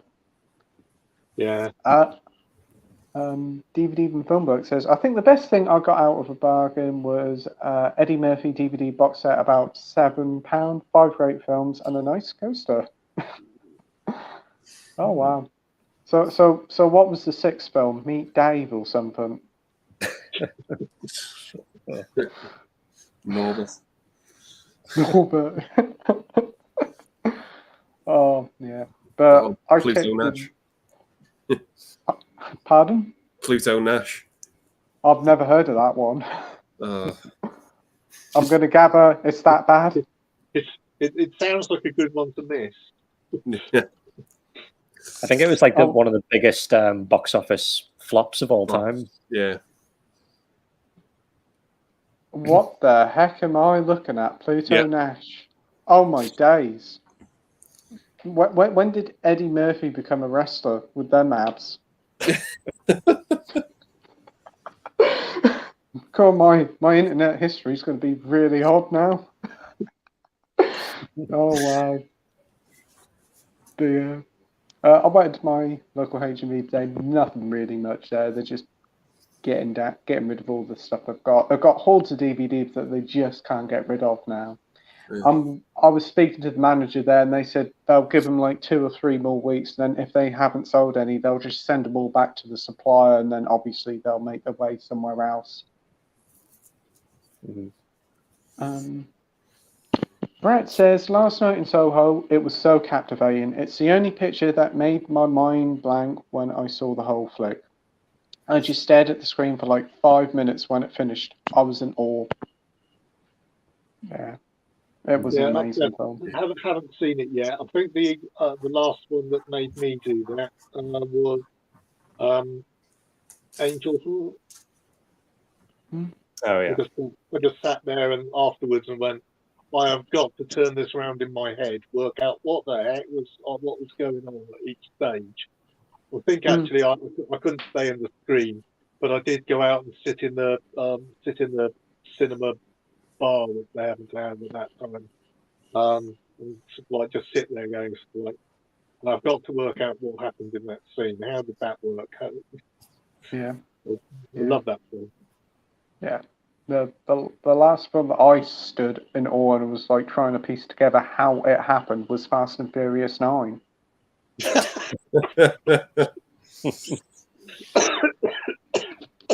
You mean how the script got made?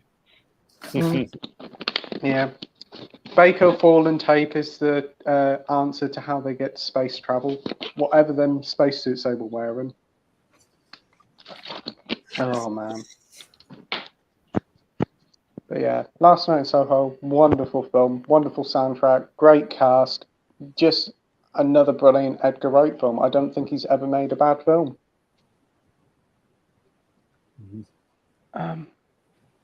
Mike's DVD and Blu-ray collection says, I wish I could order from H&V in the States. Yeah, they don't have H&V over there, do they? But you do get like Target and there's what's some of the other ones? Best Buy. Best Buy. Walmart. Goodwill, or is that a charity shop? That's a charity shop, I think. That's a charity shop, yeah. But I know. Yeah, I mean, yes, it's always sort of like grass is always greener. The number of times I sit there and I look at the exclusives that either Target or Best Buy have, I'm always there going, God, I wish I could import those because they won't export and this, that, and the other. Yeah. But I'm sure it's exactly the same for America with the it sort of swings and roundabouts. We get stuff that America don't get. America gets stuff that we don't get. Yeah, and I know sort of what I'm probably going to get vilified for this, but I mean I really want to get the I think it's upcoming. I don't think it's been released yet. The 4K steelbook for Dirty Dancing. Oh yeah. But the 4K steelbook for Dirty Dancing in this country, the artwork is so much worse than the American exclusive, and twice the price. Really? Wow. That's the other thing that annoys me, because quite often, even if they're exclusives over there, they're sort of like, $19.99, and it's over 30-something quid here. Yeah, we do pay a lot for our films, and when you transfer it from American money to our money, it's next to now. Yeah. Right. DVD Film Bloke says, I think the only thing I got in H&V that wasn't a DVD or Blu-ray was a T-shirt of Jason Voorhees and Freddy Krueger playing in the pool. I got it years before I saw any of the Friday or Elm Street films. Wow, that sounds like a cool T-shirt. Yeah. The last T-shirt I got... I think I've seen that T-shirt. Yeah? You got it? No, actually. I think it was next to the one with all of them, sort of like Freddy Krueger, Jason, whatever, sort of like on the front with sort of like themes instead of friends written across the top. Oh, right. Oh, that's cool. Yeah, the last T-shirt I got was a Transformers Optimus Prime one. It was like a very Tron-like sort of T-shirt. It was only like about £3. That's a cool T-shirt. I try not to buy too many T-shirts because I've got loads of T-shirts, all different designs, and they just end up in the cupboard and end up don't wearing them. I picked out one the other day. I was like, oh, this is a good one. 10 years ago. I was in awe. Yeah, Last Night in Soho was superb. DVD and Film Bloke says it's one of my favourite shirts. It certainly does sound like a cool one. And he says, most of my TV shirts are licensed T-shirts. Yeah, I think mine are as well. I like them. I don't really like plain ones because they're a bit boring. I always like to wear like ones based on TV shows or something. You do get stopped in the street. Oh, I like that T-shirt. Where did you buy that from? Tesco. Ooh.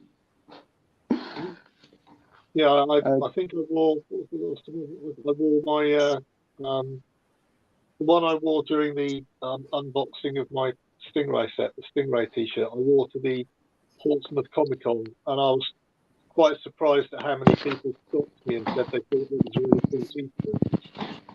Oh, that's good. Mm. Do you guys wear any licensed T-shirts, Andy and Mike? Sometimes, yeah. Yeah. Yeah. I think I've got one of like all the slasher killers, like Ghostface, Leatherface, Michael Myers, Freddy Krueger, Jason, all riding the Mystery Machine from Scooby Doo. Oh, I like that. That's cool. Yeah. Oh. That does sound like fun. Yeah. I'd like to see that Scooby-Doo episode. DVD from Film Bloke says, oh, by the way, have you seen Bugsy Malone again, Andy? Oh, it was me with Heat last week, and now it's you with Bugsy Yeah. Malone. I'm gonna try and watch it this weekend. I will try. You got to pace yourself and try and find a perfect film to watch afterwards. Yeah. Might have to watch like Star Wars or Back to the Future, something like that. That sounds like a good choice. Yeah. Dr. Impossible says we all have to get shares in Paramount Company. Seems to be raking it in with Top Gun and also Mission Impossible. But will the studio be raking it in with Indiana Jones 5? Yeah, of course it will. It'll do well in the cinema regardless because people will go and see it because of the name alone and it's Harrison Ford's going to be in it. Whether it'll be good remains to be seen, but people will go. They're very hyped, and a lot of people were disappointed because it was supposed to come out this year, wasn't it? But it got delayed. Yeah. When you consider Indiana Jones 4 is now, utterly. People generally seem to dislike it. If you talk to anybody about it, nobody seems to have much good to say about it. Yet, when it actually came out, the critics quite liked it. Most of the first people who went to see it at the cinema quite liked it. And it was a massive, massive box office success with the amount of money it made. So even though later on, sort of like people turned on it and changed their minds, it was still a huge success. And I can't see this one being any different. Oh, yeah. I can imagine it will do quite well because they released an image the other day, didn't they? And a lot of people were excited because the cast seems to be quite good because we've got Mads Mikkelsen coming into it, so that should be good. Yeah, I'm looking forward to what the title's going to be. I like to know what the title's going to be for all these Indiana Jones movies. So hopefully it'll be something interesting. Indiana Jones and the Trip for the Lost Aspirin. Yeah. Considering how old is Harrison Ford? And he must be getting on 70 odd. He's 80 this year, I think. What? Yeah. Wow. Wow. Props to him for still doing these films at his age. Wow, that's incredible. Yeah. I think it's going to be weird because the movies, it's probably going to be set like in the late 60s or something, or early 70s. And I don't know, that time period doesn't quite bode well for like Indiana Jones, where it's meant to be like, sort of inspired by like those old serial movies from like the 30s and the 40s. So yeah, it'll be interesting to see how they go with it. Yeah, but isn't it supposed to obviously have some of the Nazi elements of the originals back in? So there's rumors of time travel. Yeah, I've heard that. We've definitely seen clips of vans with Nazi symbols on them, haven't we? Yeah. Not necessarily clips, but like leaked footage or people like taking stuff on their camera phones when it's being shot nearby where they were living. Yeah. I mean, an Indiana Jones film set like in its normal time is fair enough, but like in the 50s and 60s, it's just going to be very odd. It'll be just him popping into McDonald's for a burger. Yeah, I'm quite glad that they've like filmed it and like they've got kind of gone to other countries again, because I know with the last one they shot it mostly in America, but they've gone this time they've gone to like England, and I think they went to Italy and can't remember where else. Some of that CGI in Kingdom of the Crystal Skull just doesn't hold up anymore, does it? No. The monkey swinging from the vine. Yeah. Yeah. What about you, Andy? Are you looking forward to Indiana Jones 5? I'm very apprehensive about it. But yeah, I just you can't top those first three movies for me. No. They're superb. Yeah, Last Crusade just ended so perfectly. I agree. Riding off into the sunset. Yeah. We did not need more. No. Yeah, it's one of them, unfortunately. They tried to do a fourth one, and for me, it just didn't work. Yeah. Isn't this one, well, like with this fifth one, there's rumours that it's supposed to be like a passing of the mantle, isn't it? Phoebe Waller-Bridge is supposed to be taking over. There's rumours of that and all. God. Yeah, I think they said that last time though with Shia LaBeouf, didn't they? And that They did. Obviously that didn't work. So yeah, I don't know. But if they continue and Indiana Jones isn't in a Indiana Jones film, it won't be one, will it? It just won't feel right. So I don't know how they're going to take it down the route of it, but I'm looking forward to when it coming out. I'm going to gather it's going to come out in the summer. Yeah, I think it's June next year, probably around the same time as Mission Impossible, I think. Yeah, both are going to do absolutely brilliant in the box office. You can tell. Yeah. Right. DVD from Filmblock says, I actually have the remake of Planet of the Apes on VHS in a box set with the Abyss and Minority Report. I can remember that Planet of the Apes. Tim Burton one, wasn't it? Yeah, I wasn't keen on that one.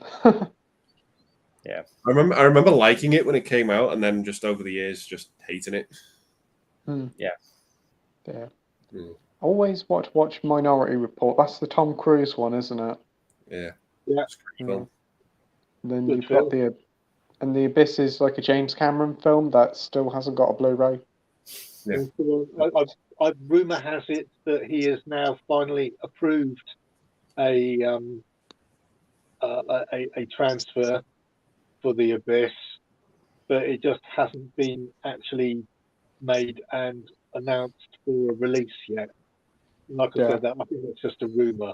I don't think there's anything official. Yeah. Right. DVD from Film Bloke says both the Abyss and Planet of the Apes showed no signs of mold when I got to them, and yet Minority Report was a bit nasty. Yeah, that's normally how it goes. He also says the Abyss and Planet of the Apes have those black tape reels which came in near the end of the VHS era. They look cool, but when to take them apart, you realise just how cheap they actually are. Yeah, I do remember them. Yeah. I used to take apart VHSs when I was a kid accidentally. Also putting sandwiches in the VHS player, as you do. DVD for One Bloke says Donald Duck as Hans Gruber. That would be either awesome or terrible. Oh, please do this, Disney. It would be so funny. Surely Hans Gruber should be Scrooge McDuck. Yeah. I'd like to see a Mickey Mouse version of Rocky Horror Picture Show. Yeah. Have you seen the Mickey Mouse dubbed Full Metal Jacket? No. Yeah. It's funny. Wow. That's worth a watch. Oh, I'm going to have a look into that one then. Yeah. Oh, I just think that'd be fun. Right. Edward says, what is your favourite Robert Zemeckis movie?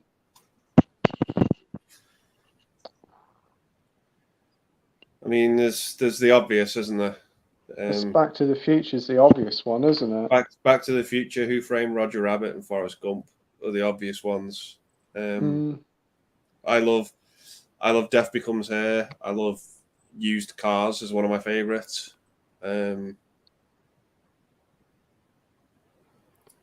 What was the other one he done? Did he do Castaway? Castaway. Yeah, I'd say Castaway. He did. Death Becomes Her, Back to the Future. He's done quite a few. Did he do Forrest Gump? Yeah. Yeah. Oh, yeah. So what about you, Mike? There's 3 that are like just equally good for me. Back to the Future, Forrest Gump, and Castaway. I really like Romancing the Stone as well. I think that's a pretty fun movie. Yeah, that is pretty fun. I do agree there. Yeah. And Justin, what about you? Well, I think I've got to go with definitely Back to the Future, but I've just been having a quick look up, and I have got to add in Who Framed Roger Rabbit. Yeah, classic film. Yeah, I love that. What? What? One of the neighbours setting up fireworks in the back garden for some reason. Jubilee or something. I suppose so. Well, it beats a lawnmower. Yeah. Neighbours. Very odd. But yeah, DVD from Film Bloke says Back to the Future, but Who Framed Roger Rabbit as well. Yes. DVD Dr. Impossible says Chip and Dale. I used to love the 1950s cartoon Donald and Chip and Dale having a showdown in the lodge.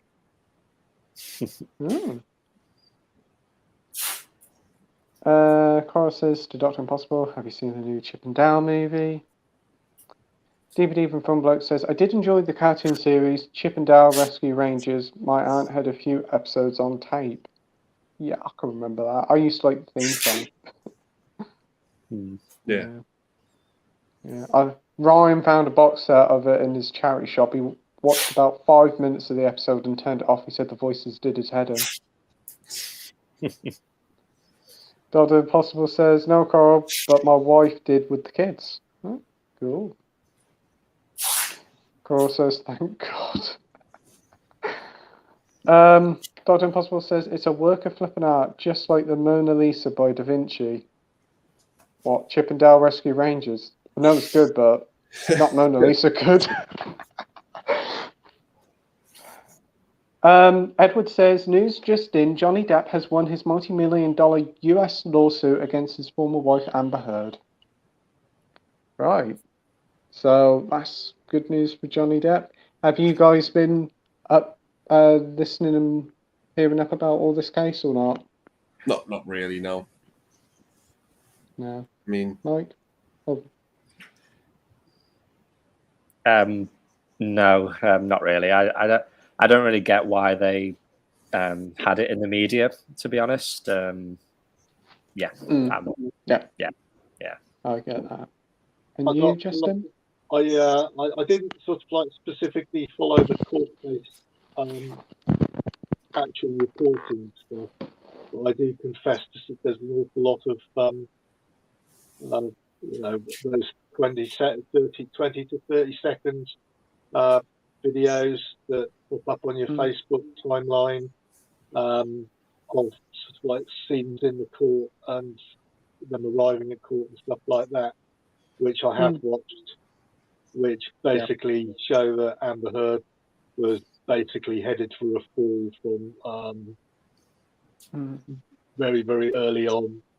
You know, the number of times she was caught out in lies and this, that, and the other. And I'm just really glad to see that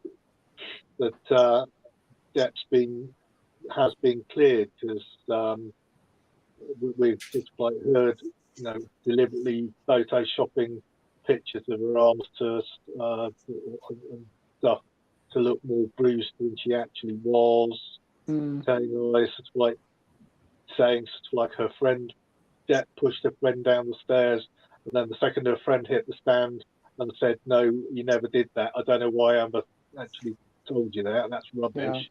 You thought to yourself, "Well, she's lost." But I just think what's really, really sad is the fact that I still feel that because it was a woman accusing a man, that the first thing they did was start pulling Johnny Depp's films and his future contract stuff with no sign of guilt whatsoever. It's just her word, but because it was a woman saying like a bloke had done this, all the studios were suddenly taking her word for it over his until it actually went to court, and it was revealed what such a lying, manipulative person she was. Yeah. It just seems to be the principle of just because percentage-wise men are often the aggressors in domestic violence, that it was just assumed that he must have been the one in the wrong, and there was no proof, and they just went straight in and started going, "Oh well, you're not starring in our next film, and we're cancelling your contract for this, that, and the other," which I felt was totally wrong without waiting until the outcome of the case. Yeah. But at least it's over now. I haven't really been watching it, to be fair. I don't know what to say, but at least it's over and done with now. To be fair, it's been like a fairground attraction, people watching it, and I honestly just think it's really in bad taste, to be fair.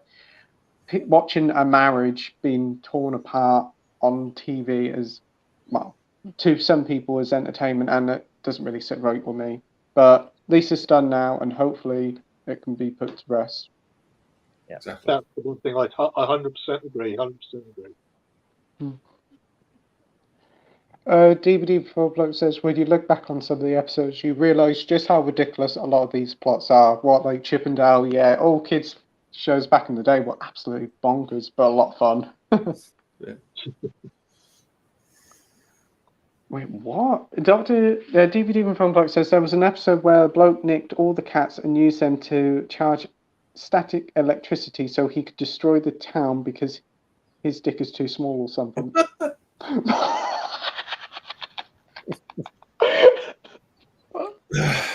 Wow. Okay, fair enough. What was the episode called? I'm very intrigued by that episode. We've got the classics Ace here saying hi mate, thanks for joining. DVD and Film Bloke says, hi Liam, wasn't expecting you to turn up here, so hi Liam and welcome to the channel. And hi James.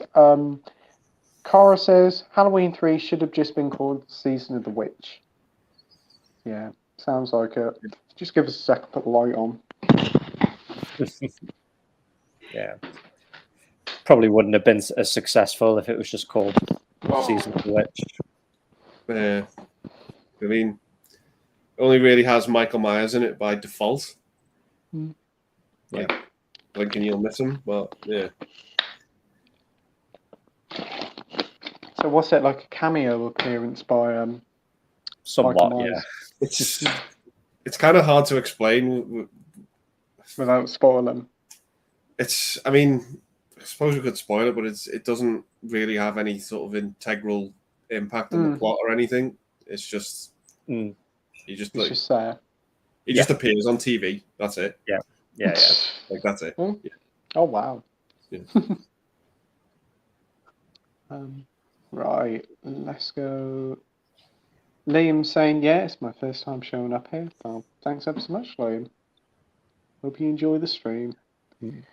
David says, Johnny Depp has won his court case. Yep, we've heard. Cora says that misfire scene in H3, Season of the Witch. Fuck me. Oh, yeah. This is going over my head, but I'm going to gather it's quite a shocking scene. it kind of makes you jump because you're not really expecting it, and then it's like what happens after. But yeah, I can't really say too much, unfortunately. But yeah. Okay. Oh, comments gone weird. What am I going for? Right. Yes, here we go. Got Peter here saying I picked up a DVD set with all the seasons of the animated Spider-Man. I'll watch the first 10 episodes and we'll probably watch 1 or 2 more after the stream. It's a fun show. Never seen it before. It's a classic. Really a lot of fun. Brilliant. Yes, I know. But it's the only thing that made the question. I mean, I think they got away with it just because of the way the plot worked. But which one of the Spider-Man movies was it with Mysterio? Far From Home. No Way Home. Far From Home. Far From Home. That's right. Yeah, I didn't like the fact that I liked the fact that in the cartoon and in the comic books they never revealed his face, but the first thing they did in the movie was reveal his face as Snake Jr. And however, it did. Once I'd finished watching the movie, I fully understood why they did that. It made sense, so I let them off. Yeah. But no, that DVD Spider-Man set is one I've been after for a while. But I keep on thinking it's quite expensive, I think. I'm pretty certain Peter found it in a charity shop, so he didn't pay too much for it. It's worth a lot. That set, though. Yeah, it's a nice set. Show me some pictures of it. Yeah, I can remember picking up, like, back in the day, you used to get kids' magazines and they come with, like, a little cardboard sleeve with DVDs in, and I had, like, loads of them with just, like, single episodes of the show on. That's the one I've got. I think that's the one he's got, yeah. It's very similar. Yeah, this goes for, I think this goes for, like, £150 on eBay now. What? Wow. Because you just can't get it. I don't have it. Yeah. I've got the X-Men one as well. Which is just, that's awesome. Because I think Spider-Man did a crossover with X-Men in the X-Men series. But you just can't get those sets anymore. No. It's just silly money. But I bet the shows were a big part of your childhood, Andy. Big time. Yeah. Yeah. Big time. And you, Mike? Yeah, they were. Yeah. I probably enjoyed the Spider-Man one from memory. I remember liking that one a bit more. Yeah. I just remembered it used to be Spider-Man, then X-Men on, and that was just like a perfect Saturday morning. It had a bigger budget, the Spider-Man show. I think they took a gamble with the X-Men show because it was like a passion project for one of the executives at Fox. Yeah. And she was like, yeah, I really want to do this show, and it was a massive gamble, and it paid off. And then I think they got the green light to do Spider-Man. Awesome. Yeah. That's good. I used to love the Spider-Mans. I don't think I actually saw many of the X-Mens, but the X-Men then go to sort of like Wolverine and the X-Men or something, because Wolverine became the main character and focus. I can remember there was a TV series called Wolverine and the X-Men. Yeah. Wasn't that later? Yeah. There was one called X-Men Evolution, which I absolutely loved. It came out about the same time as the first movie.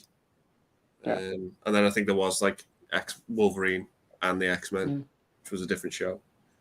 Yeah. Dr. Impossible says foregone conclusion heard was out at the beginning. Yeah.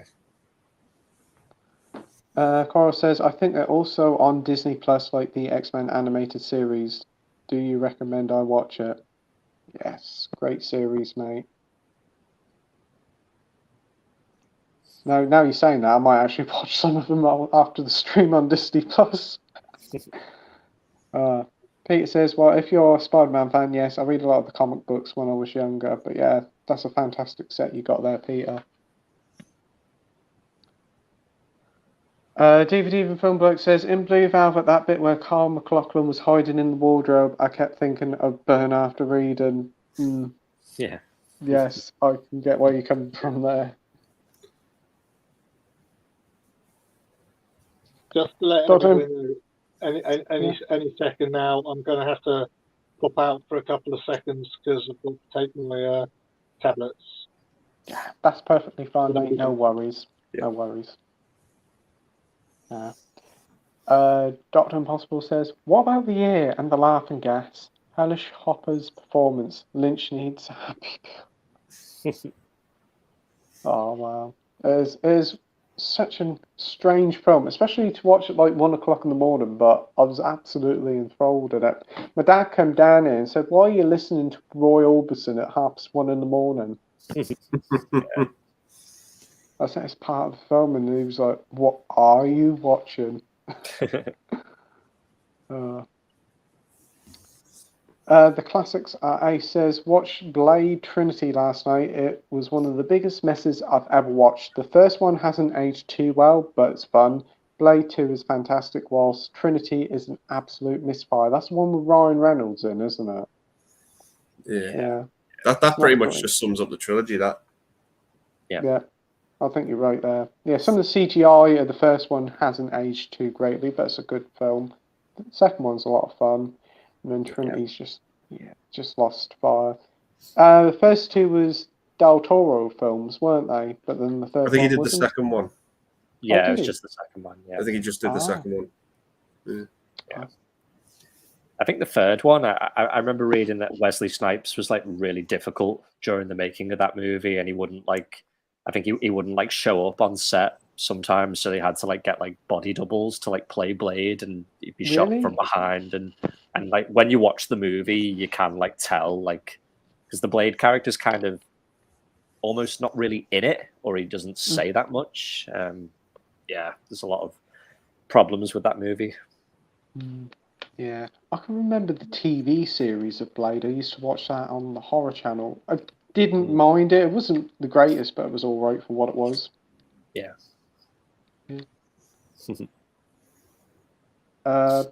Pete says, baby wants to fuck. Is this from Blue Velvet, isn't it? But, yeah. Cora says, the fireman in the beginning of Blue Velvet always makes me laugh out loud. That's the one that just sits there and waves at the screen, isn't it? Yeah. It looks like the opening to Balamory.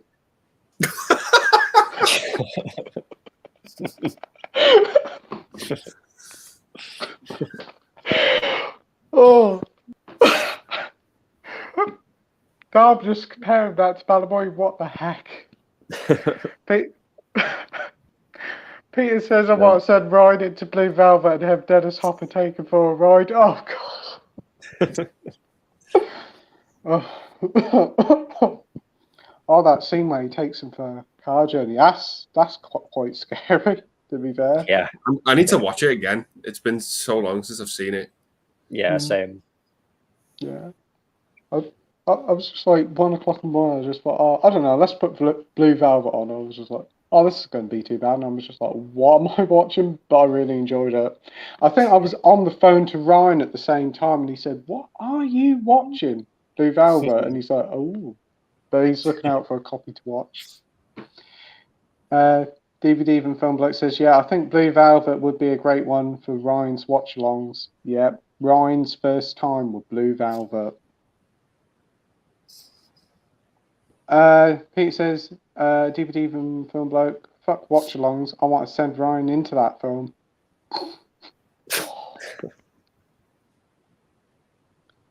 Yeah, says DVD Even Film Bloke. Cora says to Peter, not a big Spider-Man fan, but I like the movies. I have a lot of respect for the early 90s animated series of comic book characters. We'll give the series a go, yeah. I think 90s had some great sort of like superhero cartoon series. Yeah. It's a lot more cohesive than I remember it, the 90s one. It's more like there's a big story arc over the episodes rather than it being about one story per episode. Yeah. It has my my favorite version of Venom, the Spider-Man animated series. I agree there.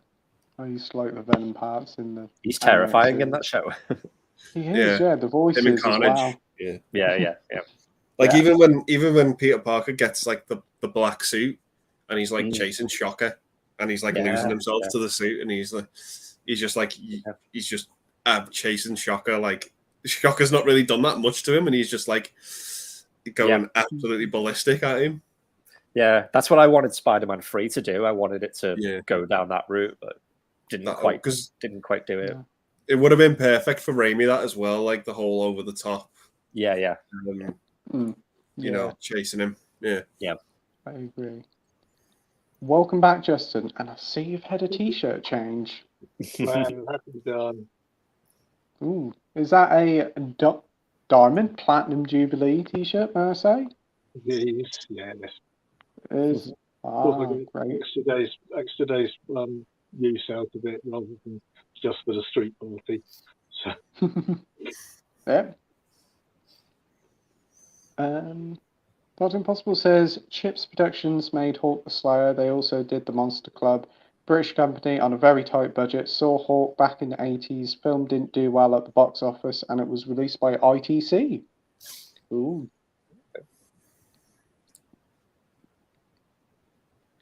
Cole asked Peter, did he get anything from the Vinegar Syndrome sale? Peter did. Yeah, wait a minute. Here we go.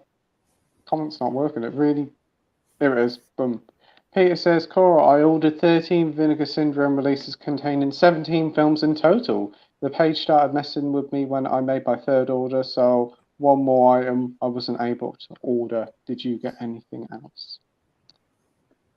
Cora says, Peter, cool, that must have cost you quite a bit. He didn't order anything. Oh, that's a shame.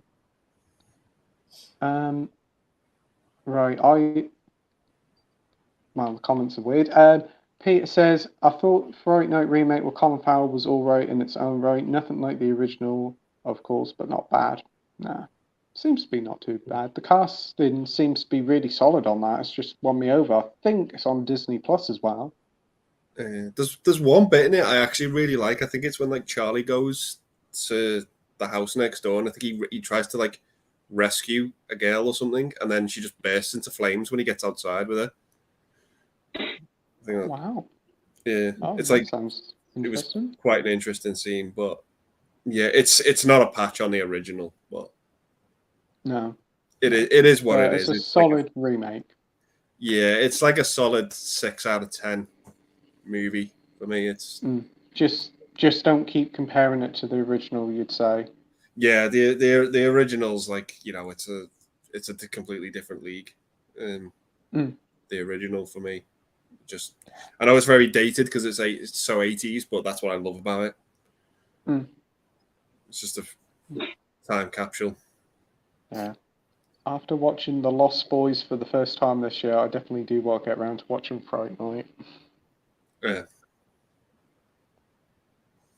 Peter says, Corey, yes, it cost quite a bit. A bit off stuff I sold that I picked up cheap from the charity shops and then spent on that stuff I bought. I had a bit of money for this, but also tapped into my regular account and a bit overspent. I think I ordered like $230 plus shipping. Wow. But you have got a very impressive collection of titles, Peter. We've got Danny here from This Is My Life. Hey guys, hope you're all right. Hey Danny, hope you're well, mate. We've got DCR 80 Gaming here saying evening all. Hey mate, thanks for joining. Peter says, Coral, my Vinegar Syndrome order were 5 adult releases and 8 others. Ooh.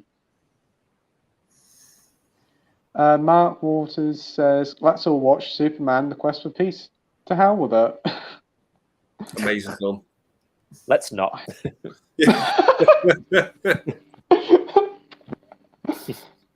I've still not seen that one or Superman 3, I don't think. Fucking hell, Superman 4 is an absolute... Oh, it's atrocious. Is But it it's made on not- a shoestring budget, isn't it? Yeah, they ran out of money whilst they were making it. I think they had. I think what I find funny is they shot it in like Milton Keynes, even though it was meant to be set in like What? in New York, and it shows on film. Yeah, and Oh wow. Superman has the vision power to fix the Great Wall of China. Okay. Okay. It sounds very, very odd. So they went to Milton Keynes to film something for like America. Wow. Yeah, There's a scene in it where there's just this big fuck off net full of nuclear bombs yeah. collected. What? Yeah. Oh He's my just been word. flying them into this big net. Like, where's he got this big net from? Yeah. Oh, this sounds like a lot of fun. I'm gonna have to sit and watch this. It's so fun. Like, yeah, just a bit with Nuclear Man's just pounding him into the moon. Like a garden peg. Oh wow. Yeah, it's so funny. Oh, Yeah. definitely will get around to it. DVD from Public says, on Midsummer Murders, someone finds Augustus Gloop's eyeball in their chocolate bar. Wow. There's like a murder with a headless horseman in the film, in the show. There is. It's like all sorts. I'm just like, I'm gonna have to do a Midsummer Murders video. Top 10 creative kills on Midsummer Murders. Coral says, Peter, wow, that's quite a lot indeed. Hope you enjoyed the movies a lot. Was thinking of getting a few of the Ultra HDs they have, but I decided not to, as I still haven't watched all my previous ones. Yeah. One's on the last sale. Coral asked Peter, what adult releases did you get? Maybe I have them too. Ooh. Peter says, Coral, I want to get Thriller, but I figured I'll wait until the Black Friday when it's probably 50% off. Cool. He also said, could have dumped two of the ones I got and got on Thriller instead, but I didn't. Coral says, think you made a better choice by waiting until the Black Friday for Thriller. Peter says, Coral, the adult titles I got this time were Dixie Ray, Hollywood Star.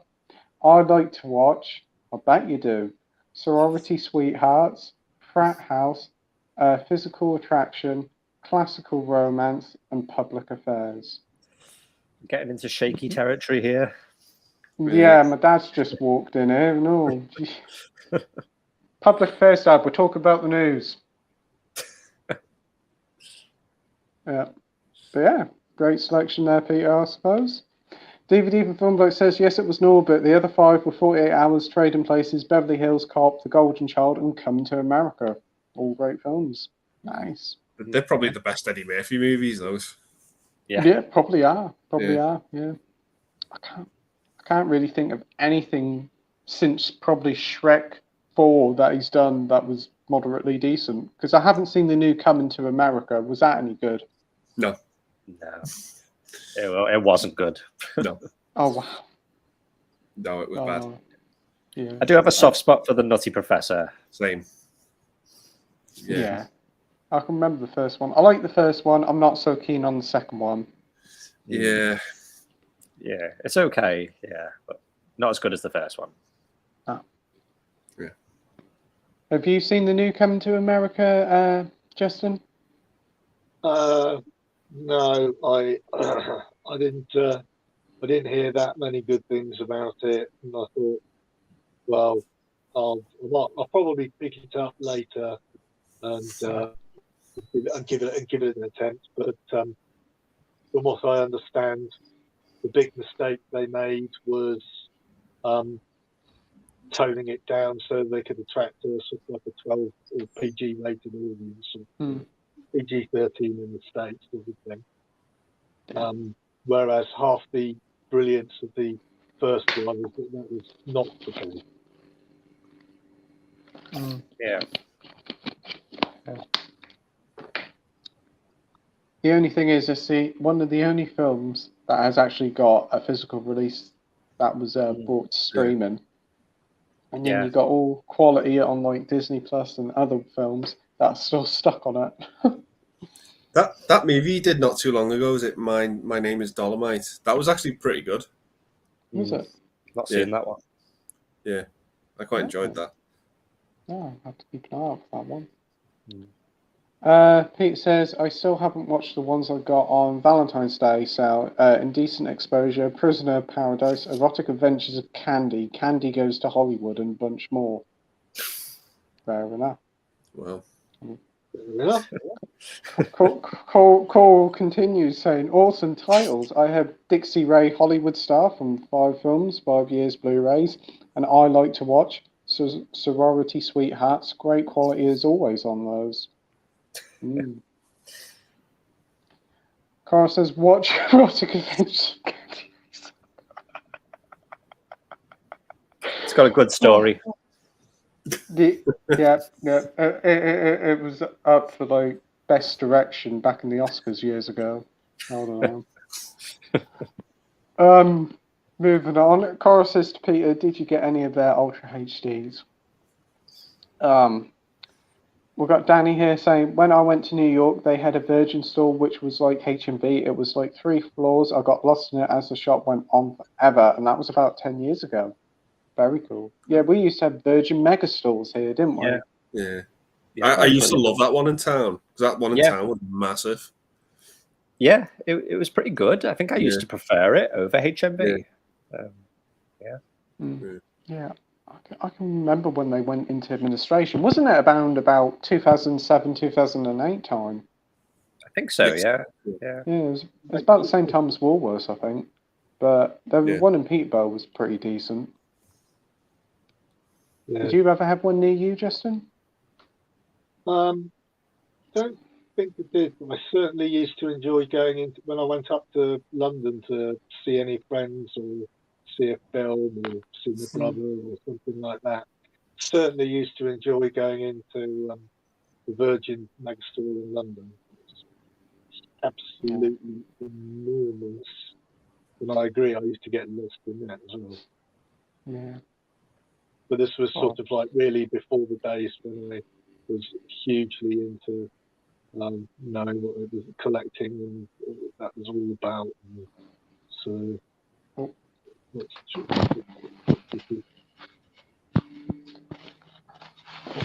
I'm just closing the curtains. Oh, right. But yeah, I'll tell you one shop I'd always love to go to, and that's Fop. That just looks amazing. That does. The one in London, the amount of stuff they have, all the floors. I think I'll be stuck in there all day. Yeah. I mean, it's essentially HMV, isn't it?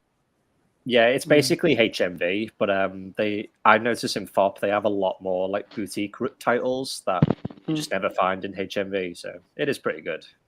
Yeah, I'll have to go there eventually.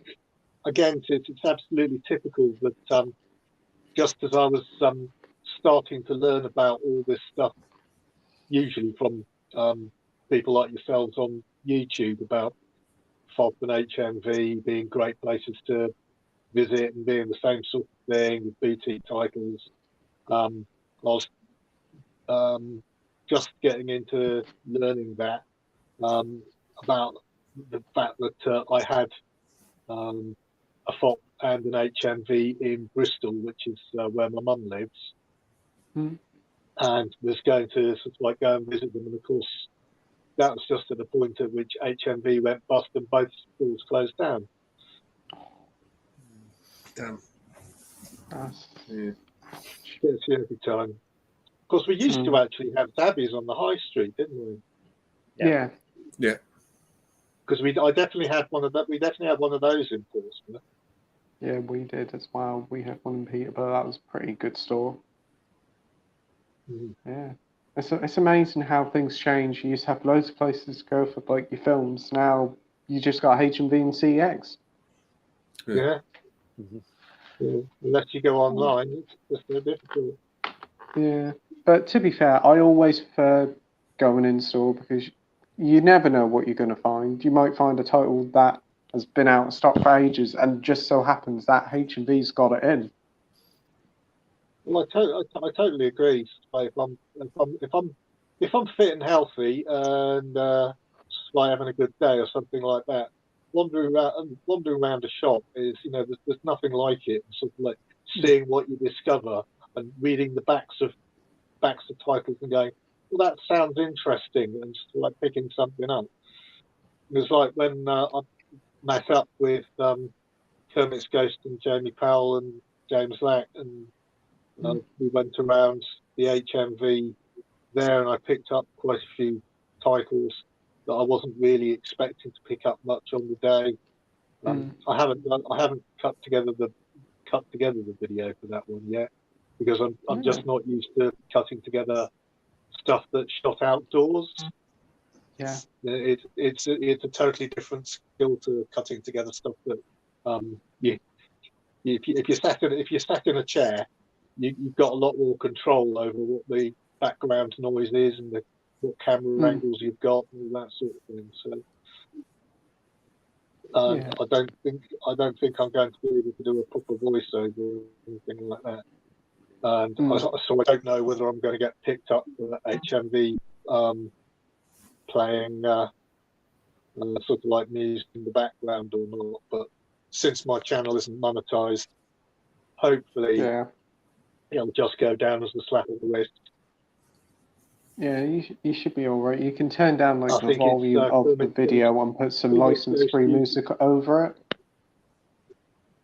Yeah, You could do that. because Kermit's Ghost using the music from Film Anno Domini, Film 87, whatever the old. When he sort of like goes back home and that, he says he gets a warning every time, but he never gets pulled up on it.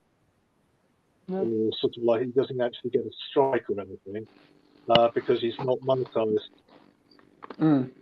Yeah. And I just don't think it's worth Sony coming after somebody like me with 200 subscribers to make their money back.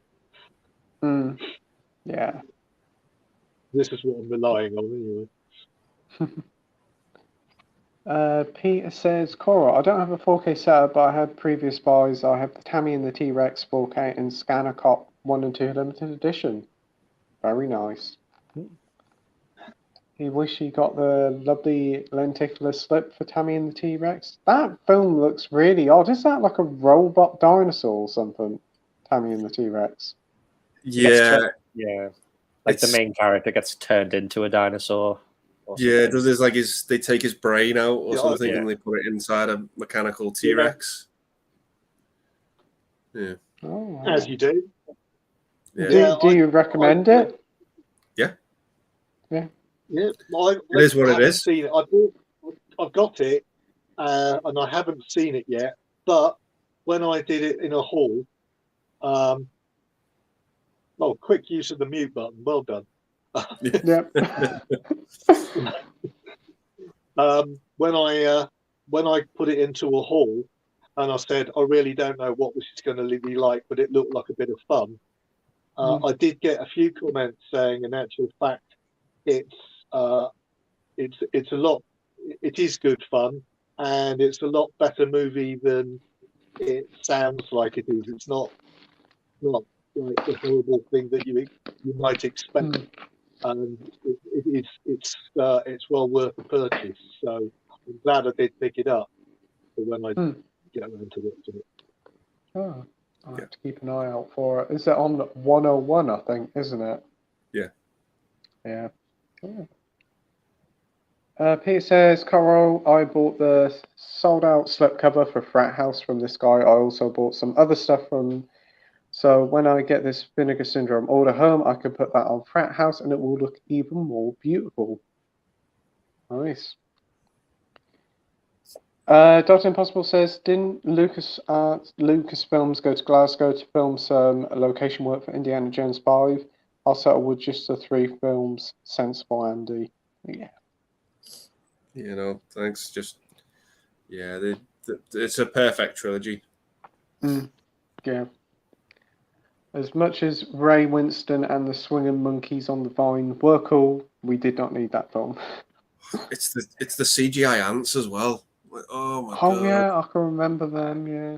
Oh. And then the ending of it just the big reveal at the end. Nuke in the fridge. Yeah. Nuke in the fridge is one that will never it will never leave me. Yeah.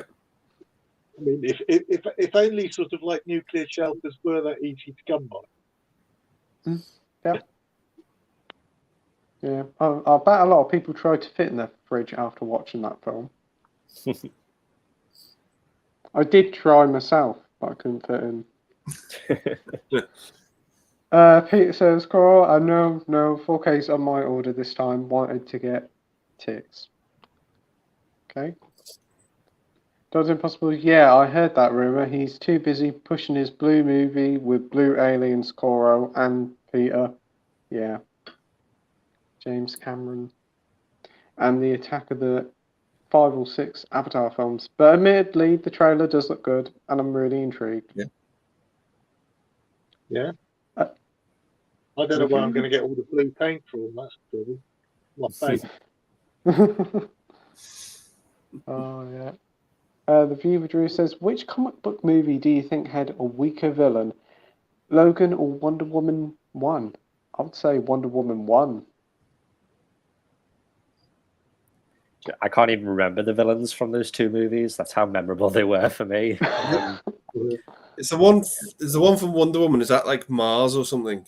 I think it's supposed to be David Wallace, isn't it? And he plays Hades, doesn't he? She always keeps on about Hades in that film. Yeah. And I think the one from Logan, Richard E. Grant. He's one of the villains. Yeah, there's like two or three, isn't there? I don't know. Or there's like a lead and henchman. I don't know. I think you've got in Wonder Woman, you've got like some of the Nazis are villains as well, aren't they? Like. Yeah, that's true. Yeah. That's a weird thing. These are both quite well. Logan's very highly rated, and the first Wonder Woman's pretty high rated. But we don't really remember the villains now, do we? So that kind of shows. No, obviously, Wonder Woman 2 has got a weak villain, it's quite famously. Oh, I haven't seen that one yet. I'm bracing myself for it. That bad, is it? Yeah, it was just such a disappointment, that movie. Yeah. The premise is so silly. Yeah. I mean, Wonder Woman in the 80s, it should work brilliantly, but I've heard that it's quite boring as well for like 2.5 hours. The way that movie opens is like it's supposed to like get you all excited, like, oh, it's set in like there's this big opening sequence in this mall, and it just looks so awful. It just looks like something in the present day trying to be the 80s, and it just doesn't come across as authentic at all. It's just it's just awful looking. Oh, that's a shame. That's a shame. Still got my sealed copy there that I paid full price for, and I'm just like, do I? Can't think of anything redeemingly good about that film. No. Peter, I can beat you on that one. Okay. I have two. For Wonder Woman 2, I have the two different covered steel books that I paid full price for. Okay. I haven't opened yet. Oh wow! But one has got a prettier cover than the other. Right. Pete says, I hope we also get to see Johnny Depp best friend Marilyn Manson win a law case against even Rachel No Good. I have no idea about what's going on with Marilyn Manson. We've got Mr. Random Uploader HD. Hi, P, Andy, Mike, and Justin. What are your thoughts on the new Resident Evil series? That's the one with Wesker and his kids, isn't it? I'm not sure. Don't know much about it, to be honest. Yeah, I couldn't give an opinion on it. Yeah, apparently it's coming really soon. It's supposed to follow Wesker and his kids. Wesker's played by the guy from John Wick, the guy with glasses, Lance Reddick. That's it. Yeah. And it's set.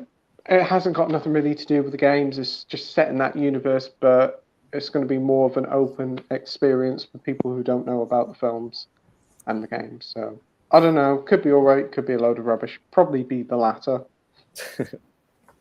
Well, for all things Resident Evil, I rely on Shirley of Raised Movies because she's a Resident Evil expert and she hates it. Yeah. I have a vague reference. I have a vague memory of her tearing it apart. Right. Peter says, Cora, what did you think of Dixie Ray Hollywood Star? Peter also says, Viewer Drew, it bothered me a lot when I watched Logan that Jason Pierce or whatever is a completely different character than in the comics. I can't remember who that character was. Was it Richard E. Grant or was it the other guy? Wow. Cora says to Peter, I'm back. Are you planning on getting a 4K setup at some point? I really like Dixie Ray. Cool. We've got Mike here from Did You See That? Hey fellas, hope you're keeping well. Thanks for joining, Mike. Really appreciate it. Peter says, I actually didn't get the 90s animated Spider-Man set from a charity shop. I got it from the record shop while I'm an intern. Got it for a third of what they would have otherwise priced it. Oh, that's good. Yeah. Because of a few light scratches. Yeah, I knew it was like one of your charity shops all over the place where you work, but glad you got it for a good deal, mate, and I'm glad you're enjoying it. Edward says, what's your favourite Ray Liotta film and your favourite Ray Liotta performance?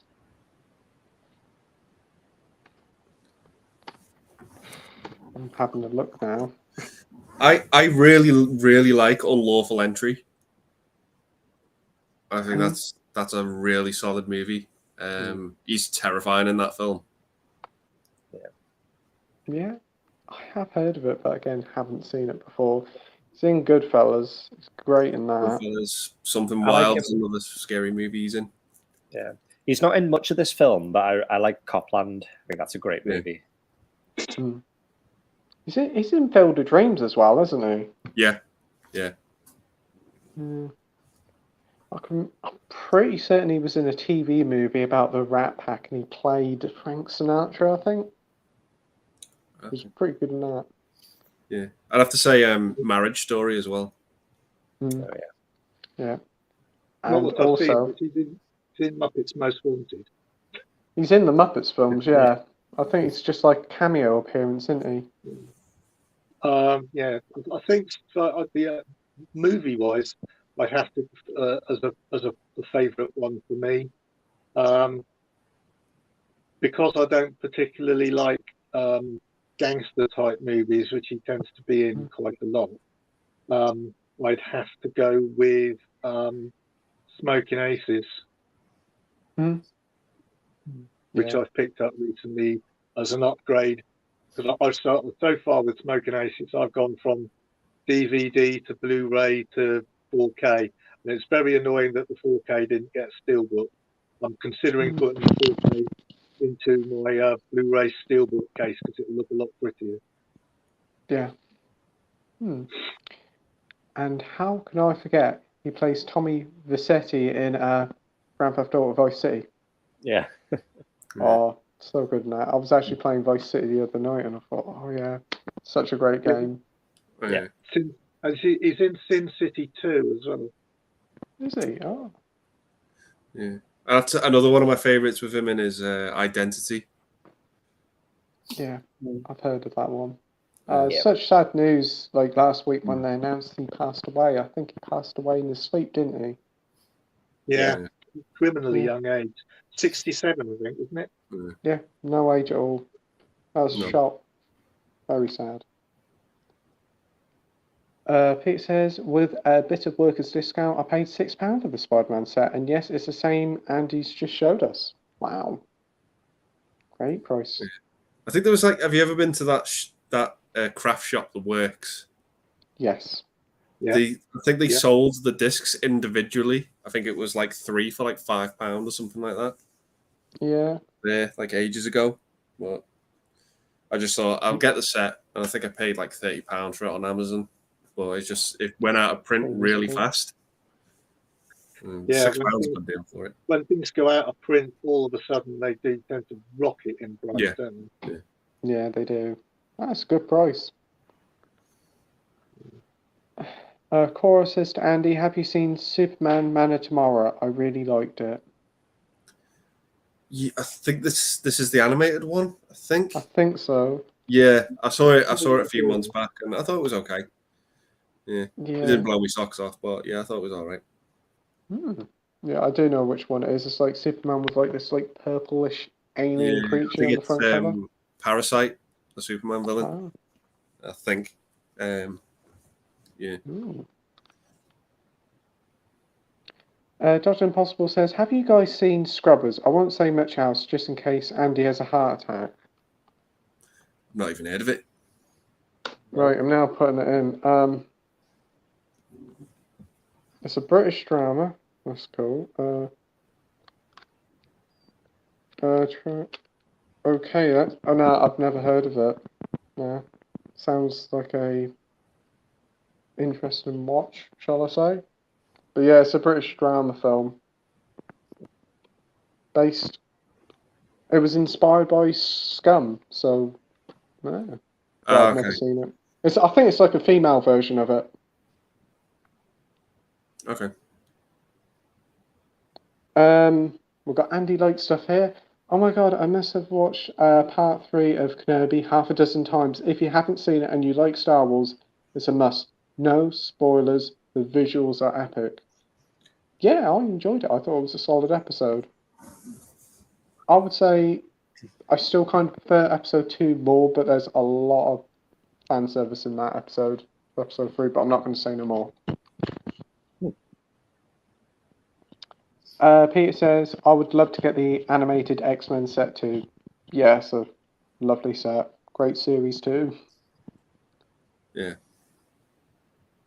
We've got Mr. Random Uploader HD saying, have any of you guys seen the classic comedy horror film, Eight-Legged Freaks? If you have, what are your thoughts on it? Do you own it on DVD and Blu-ray? I'm out straight away because I don't like spiders. So no.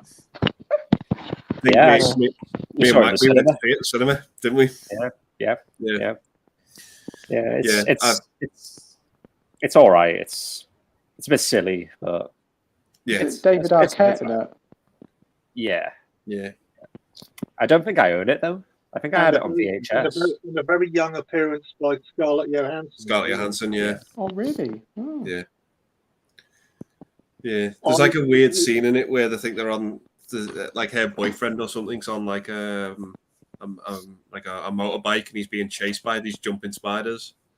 Yeah. Yeah. I personally, in real life, absolutely hate spiders, but on film, I love them. I think, even in real life, I'm very intrigued by them. I just don't want to go near them. But I love Eight-Legged Freaks and imported the US Blu-ray release when it came out. Haven't had a chance to watch it yet, but yeah, I think it's one of the most fun, innovative type takes on the, okay, not that innovative, but the different types of spider they use in all different ways. I think is quite clever, and I enjoy it very, very much. And apart from one scene, because I'm a sort of a pet lover type of thing, which I find a little bit distasteful, but most people in the cinema when I first saw it thought it was hilarious. So I wouldn't have thought I think I'm in the minority. and as long as I sort of like know it's coming, then sort of I won't get upset by it. I think sort of like it's very, very funny, and I really enjoy it. Mm. Yeah, I'm a bit of a fan of that, to be honest. Yeah. Yeah. I'm too chicken to watch it if it's on the TV. Turn it over, turn it over, turn it over. Yeah. It's probably Arachnophobia is probably worse. Like if you're scared of spiders, I think that movie is probably worse than Eight-Legged Freaks, because I think Eight-Legged Freaks is very sort of over the top, and I think pretty much like nearly all the spiders in it is probably CG. Yeah. Right. Yeah, Arachnophobia is more of a grounded. Yeah. That one's scaring me just by the title. Yeah, it's that movie is a lot of fun as well, but yeah, it just feels more realistic because spiders are like a lot smaller. Yeah. Yeah. Who's the guy who plays the scientist in Arachnophobia? Is it Julian Sands? Is it? Julian Sands. He does a brilliant role in that. Yeah. I think he's great in the one where he plays the witch that gets transported through from the Middle Ages, and like he's extremely threatening and nasty in that as well. That's I've not seen any films with him in. Seen a handful. Unfortunately, the Germans had just like about 4 different media books, but they were all very expensive, so we didn't pull them. No, but yeah, I like Arachnophobia, and that's another one that I don't think has ever got a Blu-ray release in this country. Yeah, no. Yeah. I mean, I don't know why. I mean, it's Spielberg, isn't it? And it was successful, so why is it not getting a Blu-ray release? Now, I'm not saying like you have to go and watch it. But Yeah. I am sometimes very surprised at the choices they make on what they release. Yeah. Sometimes you do get some very odd choices for Blu-rays or even 4Ks. Yeah. I remember browsing eBay and found out they did Mike and Dave Need Wedding Dates on 4K. Why would you need that film on 4K? Why would you need that film? True. I'm just going to check out the.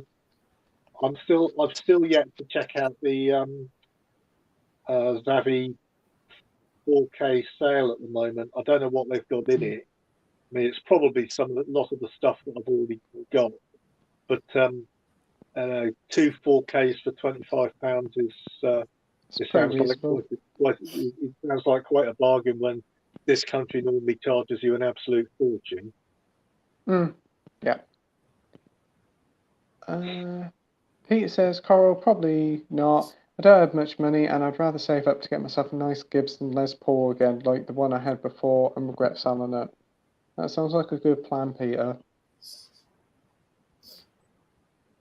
Cora says, fair enough, Peter. I won't recommend getting a cheap or even mid-tier 4K TV. Imagine a Gibson Les Paul will cost a lot, but I'm no expert. Yeah, they'd cost a lot. It will. Yeah. I have the. When I say advantage, I mean I suppose in this particular case it makes up my mind for me. I used to play a bit of guitar, but when I had a brain op, my sort of like left hand doesn't work particularly anymore. The fingers won't coordinate. So since I can't play guitar anymore, I'm thinking, well, might as well spend it on a 4K setup then. Yeah. The next thing along is Atmos. Ooh, Atmos, yeah. Right. Oh, my phone's gone weird. Sorry about that. But Luke's here and he's talking movies forever, saying, hi guys, how's it going? I'm here watching. Thanks ever so much, Luke. Hope you're doing well, mate.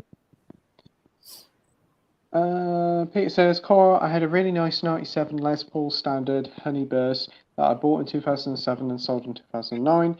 I think it was. Prices have gone up like crazy since then, and there's also not a good lot of second-hand market ones now compared to I was still buying Guitar Gear until like 2012. Wow. Yeah, there's.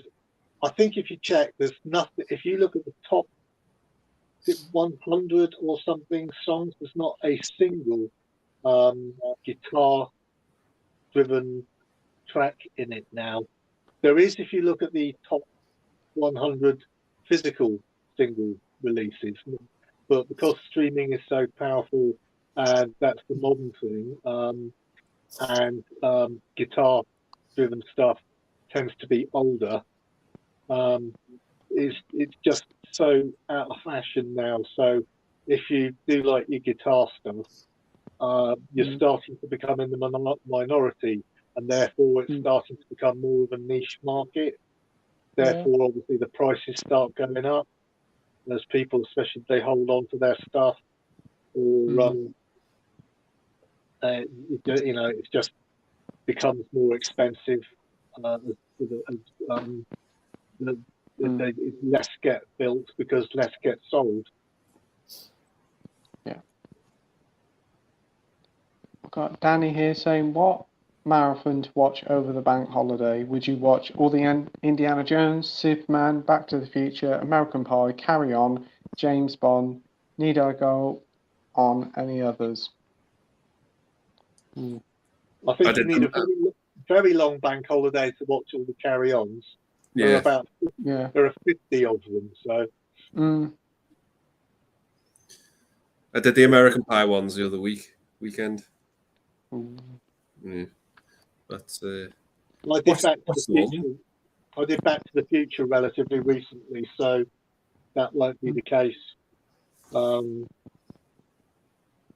I don't know. I think it's. I suspect it's my wife's choice next for what we watch on movies. So I don't think I get to pick. I know it's her choice next on what we get to watch on the TV after Battlestar Galactica's finished. So I don't know what I'm going to have to be watching then. Yeah. We sort of like take it in turns. What would you pick, Mike? Out of them, probably just Back to the Future, because it's the perfect trilogy, really. I mean, Superman, some of the movies in that are a bit patchy. Same with James Bond, I guess. So yeah, I'd probably say Back to the Future. Yeah, I would say the Back to the Future, the first 3 Indiana Jones films, and the original Star Wars trilogy. Why not? Pete says, Carl, I still have an original electric harmonics Big Muff Pie Fuzz pedal. Those go for crazy money on eBay now, but I'm not selling mine. Wow. Dr. Impossible says, Andy, have you seen a film called Deathline, directed by Gary Sherman, and it's about a cannibalistic family living in the inner bowels of the London Underground System? Network released new print. I have not, no. Sounds awesome. Line. It's a 1972 film starring Donald Pleasance and Christopher Lee. Well, you got some good names there to start with. Yeah, I'm quite intrigued now, Dr. Impossible. You've sold me a Christopher Lee.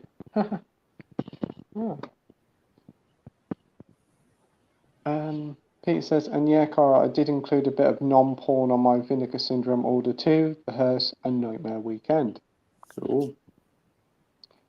He also says, Girlfriend from How the Telephone Book, Don't Answer the Phone, All American Murder, Tiger Claws Trilogy, and Alley Cat. Awesome.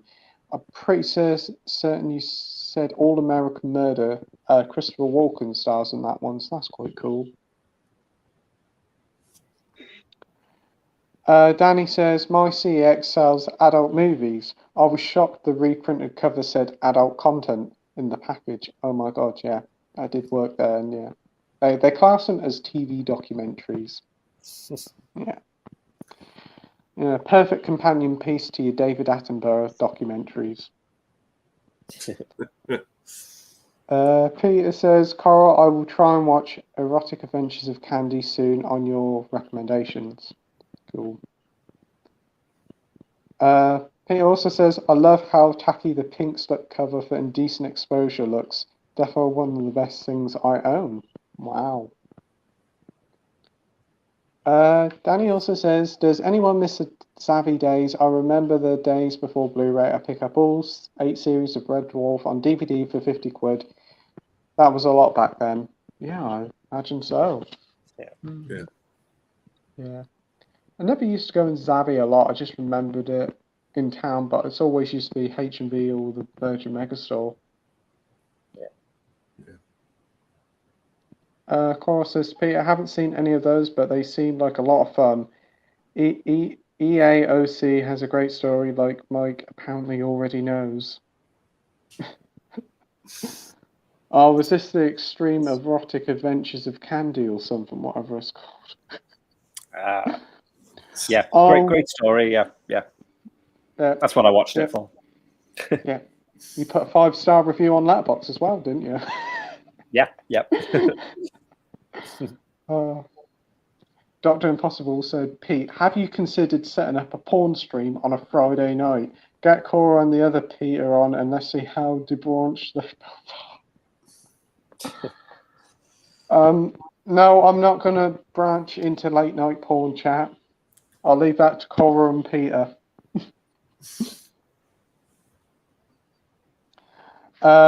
Danny says, the excitement of the hunt in CEX and H&V, but you do miss the other media shops. Yeah, I agree. Yeah. I suppose you've got charity shops that have a mysterious allure to them because you don't know what you're going to get, but unfortunately, the ones where I am, all you get is crap. Luke says, has anyone here seen the fantastic, incredible Top Gun Maverick? Yeah, it's a brilliant film of the year so far, guys. A must watch cinema for sure. I know you've seen it, Andy, and I know you've seen it, Justin, but have you seen it, Mike, yet? Not yet. I might go and see it this weekend sometime or sometime next week. Yeah, I do want to see it. Yeah. I definitely want to go and see it sometime, but unfortunately, they're only showing the original one where I live for some reason. Yes, I'm not changing the angle of my camera, but I am actually wearing socks with the stripes from Maverick's helmet on at the moment. Awesome. Carl says, Peter's much worse than I am. I'm well behaved, so you must be talking about the other Peter. Cora. Peter says, a live stream with me and Cora discussing porn would be awesome. Yeah, it would be something, Peter. Peter says, lol, worse how? Dr. Impossible says, I back Cora, but you're not far off. Cora says he's a sweet little boy.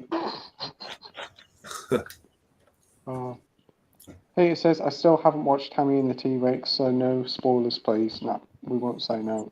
No. Please. It seems awesome. Nice. Peter says, Cora is so sweet, I officially look terrible compared to him. Dr. Impossible says, did you see Shag Cora? No comment. Cora says, oh, you're not terrible at all. Made me spill my tea, that comment, though. Cora says, no, don't think I have. Dr. Impossible said, look it up, Cora, you might like it. Might not have enough sex, though. We really do go down the sex chat, don't we? Right. I definitely know. I'm just sort of like surprised that some people are regarding these as porn films. I mean, to be perfectly honest, to me, they're sort of like light erotica. I'm not even telling you what I consider porn films. It's just a regular thing on the stream. Like the final hour is just porn chat, I think. Yeah, I think I did pick up a DVD the other day because the plot seemed intriguing. Like about a spy thing. I can't remember. I think it's on the bed over there. But the version that I picked up on DVD is the UK version. I think it's something like 73 minutes long, and if you get the American version, it's something like 113. That's how much they had to cut out. Wow. Wow. Certainly an extended, harder cut. Just to, yeah, no pun intended. Yeah. Carl says Dr. Impossible. Now I remember you recommended it earlier. It's on my wish list. Yeah. Carl also says I don't like sex. It's for silly people like my parents. Dr. Impossible says you remembered, Coral. God bless you. Peter says, is Wonder Woman 84 the 1983 sequel to Wonder Woman? It probably does feel like it by the end of the film, from what I'm hearing. Luke says, while Johnny Depp has just won his case, I say good on him. Yep, that's all finished now. We did touch on this earlier. Dr. Impossible says you'll go blind with all that 70s porn watching, Coral. Coral says, yeah, I'm afraid of that. I take too long breaks when watching them to give my eyes and brain a rest. And Dr. Impossible says, thank the Lord, Coral. You are truly an angel of darkness. Right. Edward says, so it looks like Jodie Whittaker's Doctor would regenerate into David Tennant's Doctor. What's your thoughts on that?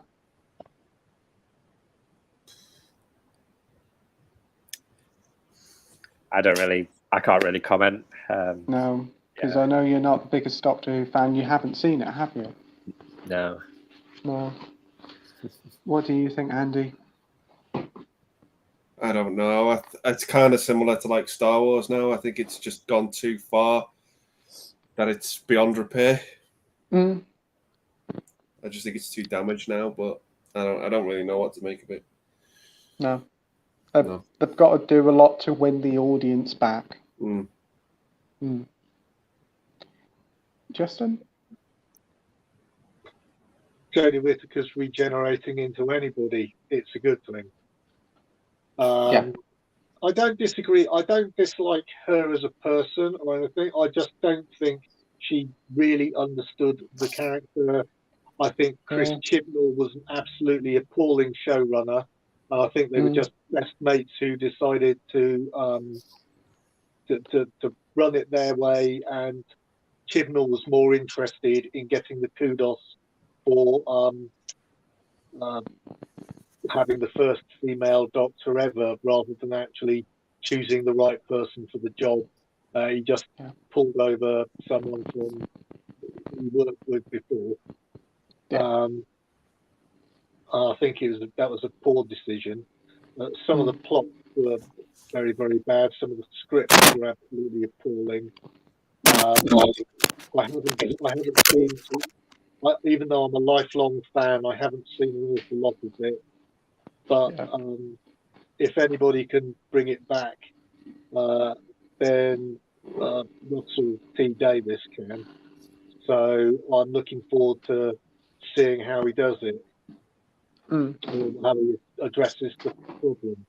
I mean, obviously Tennant's a great choice because he's just got voted. Now, much to the chagrin of classic Doctor Who fans, Tennant has just got voted the most popular Doctor Who ever in a recent poll. So it's certainly a good idea to regenerate into him, and then pass the baton on to the new permanent Doctor. So that'll be certainly something that I'm very interested in seeing. Though I do believe Russell's got an awful lot of work on his hands, as you say, repairing the damage that Chibnall has done. Yeah, I think there is a rumour that Jodie's supposed to regenerate into David Tennant. We're supposed to get like a few episodes next year, and then the new guy's going to take over at Christmas next year. Don't know. Have to wait and see. See what happens. Hopefully they can bring the series back, but I don't know. We'll have to wait and see. Some cool things are happening, but it's all just a waiting game. But I do think that if it does fail this time, that'll be it. I think Doctor Who will be axed.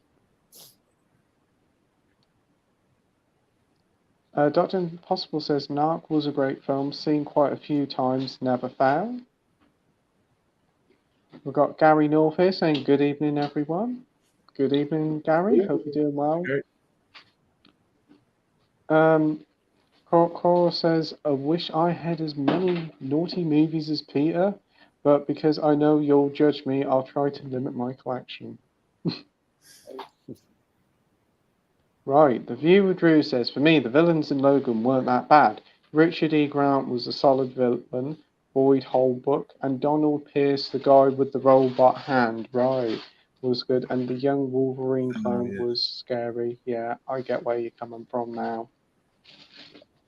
Yeah, 'cause Donald Pierce is, I think he was part of the Hellfire Club. Yeah. Which they were the villains in First Class. Yeah. Yeah. Just yes. Sorry about this.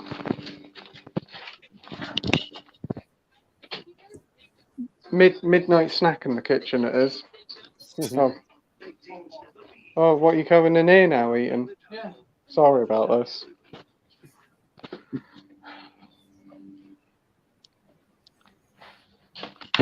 Oh, sorry about this. This is right, yeah. So right, Peter says, Carl, yes, well announced we'll have a new secret guest each week, and then it's Dr. Impossible every time for their brand new stream. Look forward to it, Peter. What is the title of the stream going to be called?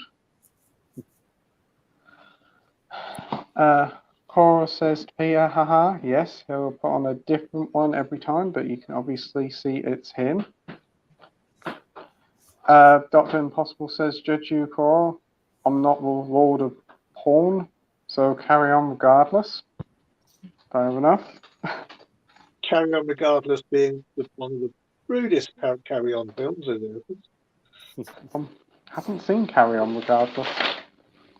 I think it's Carry On Regardless. No, maybe it wasn't. There's quite a few. There's quite a few Carry On films I haven't seen. Yeah. I think I might be thinking of it. Cara says, when I get a better camera, this one blows almost everything out. We'll start a movie stream channel, and Dr. Impossible can be our weekly guest. Right. Different disguise. All right. Yes, a different wig each time. Dr. Impossible says, my wigs are better than Tootsie and Mrs. Doubtfire, so go spin. Wow. We've got Chris Harris here saying hi. Hi, Chris. Thanks for joining me. The View with Drew says, Gary North. Which action movie do you think is more better? Terminator, John McClane, Neo, or Indiana Jones, and how would you rank them? How would you guys rank them?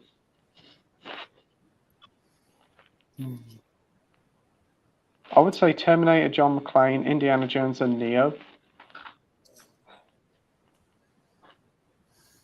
Yeah, I'd probably say the same. Yeah. Justin? I probably have to agree, though I must confess, I've watched the John McClane films a lot more because Terminator 2 hasn't got a decent high quality transfer. It's Die Hard. I watch every single Christmas, so I've watched that probably more times than any other movie at home. Yeah. Gary says John McClane, Indy, Neo, and Terminator. Interesting. And Chris Harris says, I've been okay. Brett says Johnny Depp has won the case. Yeah, seems to be. We've heard. That's And Gary says he's pleased that Johnny's won. Yeah. Brett says, what's your thoughts on the Man v. Bee trailer? Personally, I'm not sure. Is this the one with Rowan Atkinson with a bee? Oh, yeah. I don't get how they're turning it into a series, but It's a series, is it?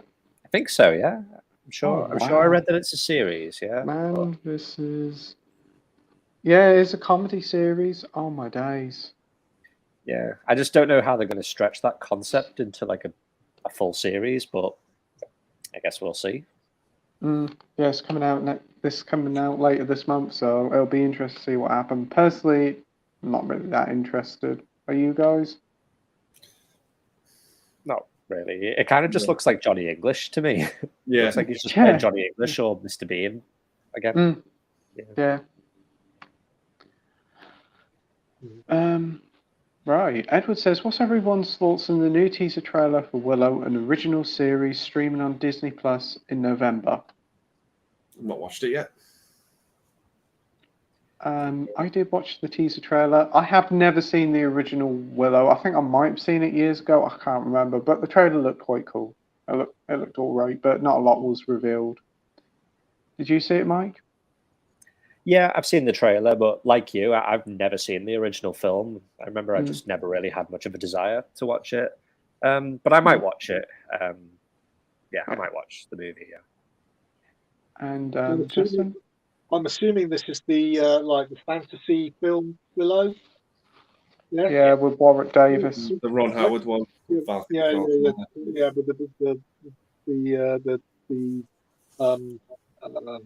sorcerer who visits the village at the beginning of each year or once a year and says which hand has the most power and this, that, and the other. Yeah, I personally quite enjoy that, but being as I don't stream, I dare say that I'm not going to be able to watch it. I haven't seen the trailer, I'm afraid. Right. The Beaver Drew says, oh, sorry, what did you say, Justin? I just said, well, unless it's on Amazon, because I don't pay specifically for streaming services, but because I pay for Amazon Prime to get my stuff delivered quickly. Yeah, you get access to Prime, don't you? I get access to Prime, so yeah. Those ones I will actually watch. Yeah. Aye. The Beaver Drew says, Gary North, good ranking. My ranking will be Terminator, John McClane, Indy, and Neo. Yeah, fair dues. And the Viewer Drew says, I respect your opinion, Gary. Luke says, doing good, thanks guys. Just watching episode 3 of Kenobi tonight at some point later. Really enjoyed the first 2 episodes. Jay, I think you'll definitely enjoy this one, mate. There's a lot of fan service in it. I think there's going to be about 6 episodes this series. Is that normally how it is? Yeah, it's going to be 6. Yeah. Well, so we haven't got too long to go. Well, from my sort of notice the way these things go, they usually do about 6 in the first series, and then if it works well, they put 10 in the second, don't they? I think they said that Obi-Wan was the highest ever viewing figures for like a new Disney Plus show ever, so highly likely it'll probably get a second series. I'd have thought so. Chris Harris says, rest in peace, Donald Pleasance. You will be missed. Absolutely fantastic actor. Yeah. Peter says, yeah. Late Escape. Oh, yes, he was. There's been a lot of great stuff he has. A lot of fantastic stuff, yeah. Yeah. Pete says, and yeah, a proper Les Paul costs a lot. I'll be saving up around £1,300 to spend on one, I think, and yes, of course, buying a used one, preferably from the 90s, as I generally like those. Cool. Yeah. Chris says, sadly, Halloween 6 did him dirty. Donald Pleasance. That's probably one of the worst Halloween movies, that one. Is that his final film in the Halloween franchise? Yeah, I think it was his final film, period. Yeah. Really? Yeah. So I thought it's got Paul Rudd in it as well. Yeah. Yeah, I can remember he's in one of them. Yeah. The viewer Drew says, "Who's your favourite actor playing a superhero?" Hugh Jackman as Wolverine. Would you agree or disagree? I think he's one of the best casting choices ever. I can't imagine anyone really else as Wolverine. What do you think? Yeah, I agree with that. Agreed. But I have seen a couple of still shots of people that they are thinking of trying to replace him with, and they do seem to be pretty good. Yeah. Much better than I thought. Okay, much better than I thought they'd be. I still don't think they're not ever going to be Hugh Jackman. And I think he's just got that right attitude for the role. Yeah, so I don't know how absolutely. that's going to carry across. Yeah. But, It's another Iron Man. It's going to be hard to recast this character. very hard. Brett says the Deathline flick is based on the real Sawney clan family, who are cannibals from Scotland Hills, have eyes, and also based on the character themes of the Sawney clan family. Oh. Cool. Danny says, "Has anyone bothered to watch Harry Potter all the way through? I think I need a year off just to get through one movie." I've seen them all, but I haven't seen them for years. I definitely want to do a whole marathon of them sometime, but it's just finding the right time to watch them all. I think they're entertaining enough. Yeah. There's a lot of ups and downs in the series, but overall, it's a quality series. I do it's sort of one of those things where I will do like a little marathon theme of maybe the Back to the Futures, the Indiana Jones, and like if we're really pushing it, we'll go with all the James Bond movies, but also, I mean, the Harry Potter ones. Yeah, I mean, it's only been relatively recently that I put on all the 4Ks and we watched them through from the beginning. So yeah, still really love them. Yeah, I bet they look good in 4K as well. Yeah, that's good. What about you, Mike? What do you think of Harry Potter films? I don't mind them. It's not really one of my favorite series, if I'm honest. I've seen all of them.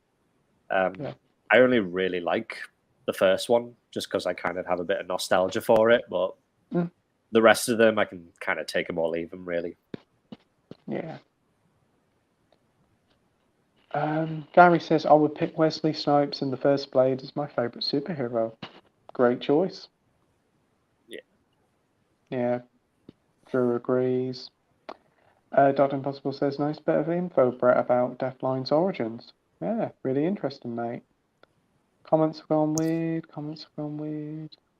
Here we go. Right, here we go. Danny says, "My British Heart Foundation sells loads of Blu-rays, but they're £3 each, and some were £1 in CX, but I can choose to spend more at CX, but they don't have slip covers." Yeah. Charity shops, especially British Heart Foundation, seems to be quite expensive for some reason. Yeah, British Heart Foundation, I hear, is really expensive. I don't know if you heard on like just a casual comment after I'd done the meetup, but apparently one of the charity shops near one of the people that was there for the meetup has obviously sort of like they've got someone working there who has been knowing their stuff and is actually selling slip covers separately. Ooh. Oh, that's cheeky. That is. Well, people sell them online, so I suppose it's just a way to make more money as long as you don't do things stupid. Yeah. Danny says, "What's Tammy and the T-Rex?" It's a very interesting film. Yeah, we trouble is we've been asked not to spoiler it Spoiler. by the person as well, haven't we? So Yeah. we can't really go too far into what it's all about. Mm.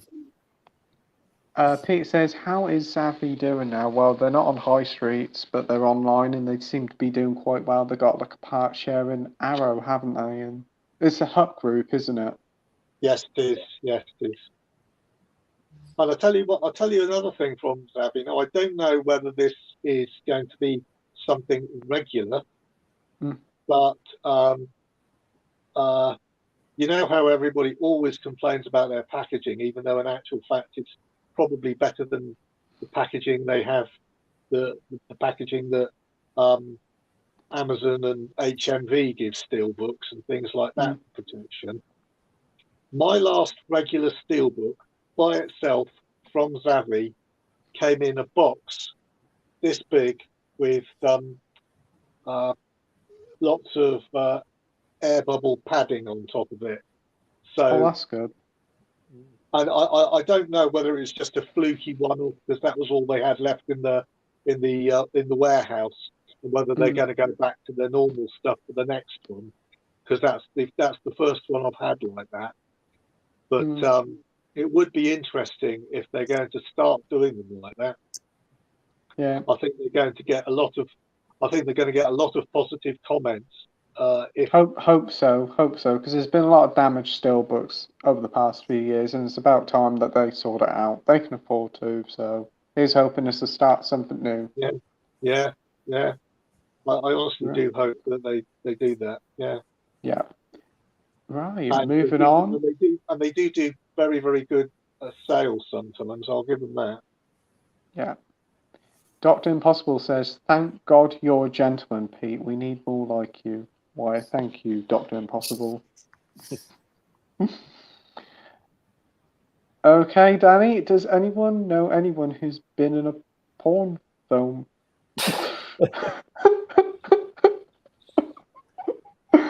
No.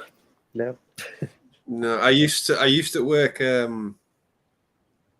at cinema Odeon, and they had a regular guy who turned up to come see films, and he was a porn star. Oh wow! Yeah. Wow. I know Barry the Bin Man's been in a few dodgy films, so probably that might be him. I don't know. Carl says it's Andy and Mike's fault that this has changed into a porn chat. Peter probably. What can I say? No. I know there have been a couple of porn stars that have managed to partially cross over into the mainstream, which is quite interesting. Obviously, I don't know them, but I think there was a Fox executive who particularly liked a couple of a particular porn star, and she got a couple of roles that were quite major in a few TV series, which is a very rare thing to do, to cross over from one to the other, because normally sort of like the second they hear that you've been in a porn movie, you're first out the door. Apparently they're in one of the Star Trek, I can't remember if it's the Star Trek film or whether it's the Star Trek Next Generation, one of the extras in the background that walked past had been in a porn movie, and they very, very soon had been dropped from the series because it was found out by the directors and the producers that she was a porn star. So it is such a difficult thing to cross from one to the other. Yeah. Well, I've seen a few movies where Ron Jeremy pops up, because I know he's like a famous porn star. Oh yeah. I've got the DVD of sort of like the documentary on him as well. It's actually quite interesting. He's quite. I mean, whatever you think of him, etc., he's quite an interesting bloke. He's led an interesting life. And he's got interesting attitudes. He's got a cameo in Ghostbusters, hasn't he? Has he? Yeah. I didn't notice. Yeah, the original Ghostbusters. yeah, the '84 Ghostbusters. It's where you know where Walter Peck comes in and shuts all the power down, and then the fire station explodes. He's one of the people looking on. Not right. I have to Yeah. look out for that next time I Yeah. watch it. Ah, that's cool.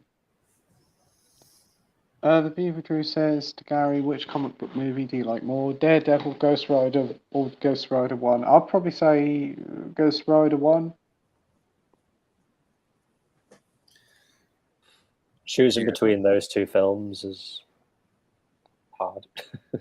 Hard. Yeah, I do think Ghost Rider is probably the better movie. Yeah. That's not saying much. Yeah, Mm, they're I both agree. films that I haven't got in my collection, and I'm not rushing to put them in my collection either. Right. I think I'd probably just give it to Daredevil purely for the extended version improves it so much, and I do love the effect of the rain falling on things, so he can actually make out the shape of objects by the sound of the rain landing on them, which I think is an extremely clever thing to do. Right.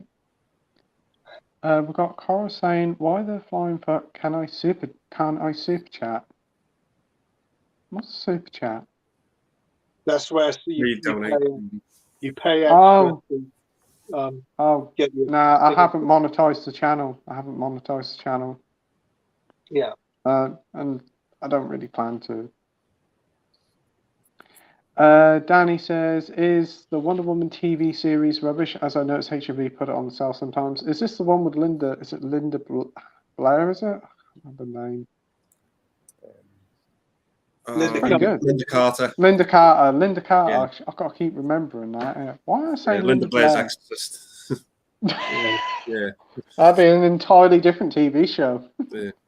Yes, it very much would. I think Linda Carter is, wasn't she Miss America or Miss something like that? And yeah, I think it's good. I mean, I think it really works much more if you saw it as a kid and you got nostalgia for it. I don't know whether or not it would work watching it out of the box nowadays. Yeah. Of course, the first season was set in, is it World War One or World War Two? I can't remember. And then the later seasons, I think she comes back to help out with the character she got on with in the first season's son or something like that, and it's brought up to date to the modern era. Yeah, it's a fun TV show. I suppose it's a bit, shall I say, it's a bit campy like the Batman show. Yeah. I don't think it's not quite as campy as the Batman show, but it's a fun, harmless show, isn't it? Yeah. And it's like you cannot forget anything with a theme tune that has the lyrics "fighting for your rights in her satin tights." You can't really go wrong, can you? Yeah. Peter says, "This is my life." No, I don't, but I met and talked to Sasha Grey for like 5 minutes back in 2009. Don't ask me why or how that happened. She was nice. Wow, that's cool. DVD and Film Bloke is off to bed now, so good night. Good night, mate. Thanks for joining. Right. Danny says, I don't believe it will be David Tennant coming back, but another rubbish actor is a rumour. Well, David Tennant's been seen on set with like Catherine Tate and a few other people, so he is coming back, but whether Jodie regenerates into him, that's another thing. Peter agrees with Cora. Danny says, Jodie was crap as a doctor. She did a terrible job. It's not all her fault. It's the terrible writing from Chris Chibnall, to be fair. The script's awful. At least with in previous series with different showrunners, they had the showrunners let different writers introduce different aspects. Chibnall seemed to write just about everything, and Yeah. his writing is just not good enough. He had no real ideas except to slag off the white middle classes, which seems to be his favourite sport. Right. Danny says the Jodie Doctor Who DVD Blu-ray should be chucked into space while set on fire, so her can pretend that a series never happened. Yeah, I'm not a fan of the series. I ain't bothered to got none of this new era of it. If David Tennant comes back and the episodes are good, I'll probably pick them up. But to me, this new era of Doctor Who just isn't for me. Pete says, Viewer Drew, I would say between those, Ghost Rider is the better. I know it's a ridiculous movie, but I do like Daredevil too. Dr. Impossible says, I couldn't give a shit about Doctor Who or the porn. Both are yesterday's zoos. What films are you looking forward to picking up on Blu-ray or 4K in the next couple of months? Well, we're finally getting Licorice Pizza on Monday. I Jeez, know. nice. I'm happy about that. I'm going to try and pre-order it or order it off Amazon. That and the Batman I'm looking forward to. Yeah. And Sonic whenever it comes out. Yeah, I've got X on pre-order as well because I loved that film. I thought it was That's great. supposed to be a little bit cheaper on Blu-ray, isn't Yeah. it? Like about 12 or 13 quid. Yeah, yeah. It's nice. Totally worth getting. I'll have to keep an eye out for that one. When does that one come out? I think it's the 20th. Oh, I'll say. oh, not too far. That's not long been out in the cinemas either. Oh, that's cool. But if it, touch wood, doesn't get pushed back. Oh. Hopefully so. And also the Get Carter BFI box set. That looks really nice. I kind of want to get that. Yeah, I've ordered that one. Yeah. Yeah. Any other ones you're interested in, Andy? I'm not too sure really. Probably get the Northman when that comes out because that's one of my. I think top three films of the year. I think I've seen so far probably Top Gun, Maverick, The Northman, and Everything Everywhere All at Once. I think they've been like the three best movies of the year so far. They're the movies that seem to get a lot of buzz and a lot of people talking about, and that Everything Everywhere All at Once seems to be like the highest rated film of the year. I think. It seems to get really good buzz, doesn't it? Yeah. I mean, word of mouth is sending that really well. I'd love to see it and get an order in for it as soon as possible. Yeah, I think also launching a week after Doctor Strange helped it. Yeah. But I'm looking forward to. I know it's an old film, but I'm looking forward to the Untouchables 4K Steelbook launching next Monday. Obviously, the Batman HMV special release thing is out a week on Monday, I think it is. And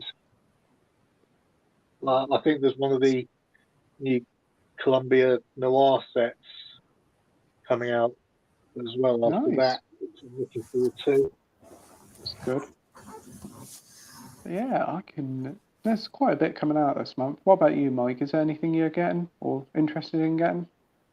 I'm looking forward to that Tenebrae 4K box set from Arrow. Yeah. I think that comes out July, possibly. Oh, yeah. Does it? Yeah, you get like several cuts of the film, don't you? I think so, yeah. Yeah, maybe one or two, yeah. But I ordered the they do different covers, don't they? Like, and they For do the the Arrow original store exclusive. Yeah, I went for that one. Yeah, I do like the look of that one. Nice. Yeah. Ooh. Nice. I'll tell you one that I am really looking forward to. I do not know why it's released on a Tuesday instead of a Monday because it's a UK release. But in July, they're finally releasing a better scanned, or hopefully better scanned, for 4K from the original elements of Dog Soldiers. Yeah. Oh, that's good to hear. That's a great film. Amazing film.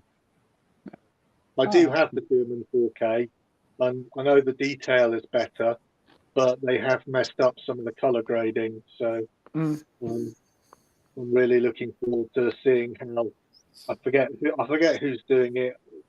Whoever. I don't think it's Arrow, but I can't remember. Yeah. Edward says, what are your thoughts on the Hunger Games prequel and the casting of West Side Stories, Rachel Zegler in the lead role? I'm not a big fan of the Hunger Games, so I'm not really that bothered about a prequel, to be fair. What about you, Andy? Yeah, I'm exactly the same, Pete. Those movies didn't do anything for me. I couldn't care less, unfortunately. Yeah. I thought that series was gone. I didn't even know they were doing a prequel, but fair enough. What about you, Mike? Yeah, I've not seen any of them. Just not had any interest in it. Yeah. And Justin? Really enjoyed the one or two I've seen, but I haven't seen it. I haven't followed it through to the end yet, so it didn't obviously grip me enough to take me all the way through. And I honestly have not heard that they were doing a prequel. Right. Cora says, what is your favourite Douglas Sirk film? I think I've only seen about 3. Right. Somebody better tell me who he is.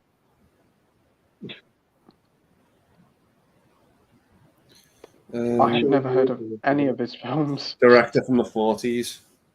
They looked. Was it? Yeah. You got There's Always Tomorrow, The Tarnished Angels, Thunder on the Hill. I have no idea on none of these films. The only ones I've seen are Written on the Wind, All That Heaven Allows, and Has Anyone Seen My Gal? They're the only 3 I've seen. Yep. You, Mike?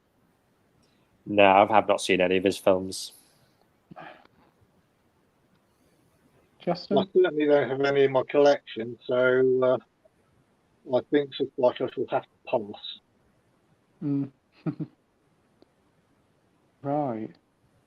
The Viewer Drew says to Edward, what do you think is the worst movie representation of a comic book villain? I think Bane in Batman and Robin.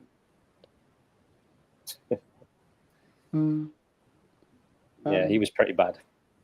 Yeah, definitely. I wasn't the biggest fan of Tom Hardy in Dark Knight Rises, to be fair, but the one in Batman and Robin was pretty bad. Yeah. Peter says, yeah, Donald Pierce, Jason Pierce is the guy from the band Spiritualized. My bad. Right. Drew says, a question for everyone. What comic book decision do you think was worse, making Bane be mindless in Batman and Robin, or making Electro blue in Amazing Spider-Man 2? I mean, him being blue, it doesn't really bother me. I mean, it doesn't really have any effect on the character, so it doesn't really bother me. No. So I'd probably have to say Bane, but then at the same time, I do find Batman and Robin quite funny. It's one of those movies that you just have to laugh at, and I do think Bane is kind of funny in it. Just some of the things he does.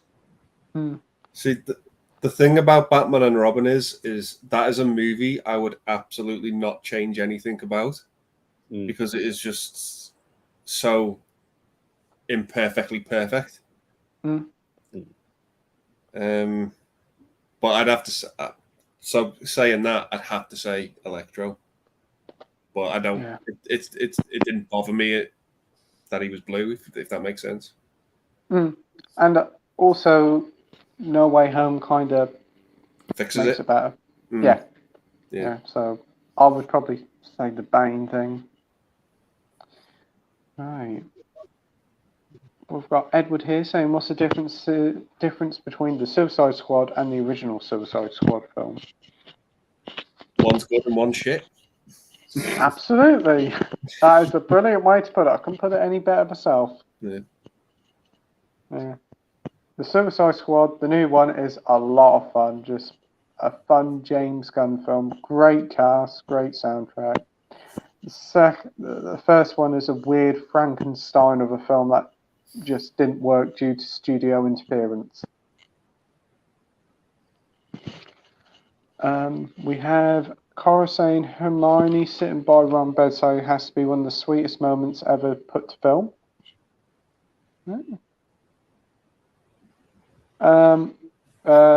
Peter says we would reverse and so many characters into yeah. Danny says, I saw your pickups video, Pete. How's the Horizon game? I'm really enjoying it, Danny. It's a lot of fun. It's very typical open world game, but it's a beautiful game and there's some great combat to it. Very much enjoying it.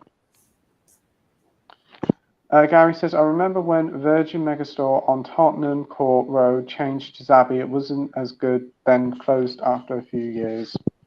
Yeah, I think they all went in the mid-2000s, didn't they? Yeah. Yeah. Yeah. That area I mean, all high streets are ridiculously overpriced, but that area of London is sort of like, you know, unless you're selling absolutely masses all the time, you're just going to you just can't afford it. And once Amazon started to get a grip on the market, then it was just practically inevitable all of a sudden. I agree. Dr. Impossible says, Boogie Nights, anyone? Auditions for the sequel start here. Cora, fancy a shot? Yeah, I think Little Bill's wife, she's a porn star in real life. Oh. Yeah. I still need to see Boogie Nights. I know it's high on the list. Andy highly recommends it, and I think I probably will approve of it. Just trying to find 3 hours so I can watch it. Gary says, David Cronenberg cast a famous porn star Marilyn Chambers as the lead in his film Rabid back in '77. Yeah, I heard about that one. She's actually quite good. Like, she's quite a good actress, surprisingly, in that movie. Yeah, I think I may have seen it years ago. I definitely can remember some parts of it. I know I've seen the remake. The remake isn't too bad either. Not seen the remake. It's regularly repeated on Horror Channel. It's fine enough. I'm trying to get hold of a decent copy of Rabid, but I hear that they accidentally released the cut one or something in the UK, or there was a problem with the the original one? Yeah. I honestly don't know. I've been a bit reluctant to buy it in case I get one that's just like a disc that I now can't get replaced or anything.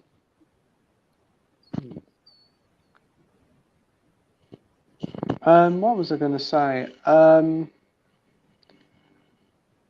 just had a message. Sorry about that. But yeah, Ryan did buy a Rabid Steelbook. He did, and I think it is a full version. It's an Arrow Steelbook, so I don't know. I just have a feeling that there was a problem with it. That's all. Yeah.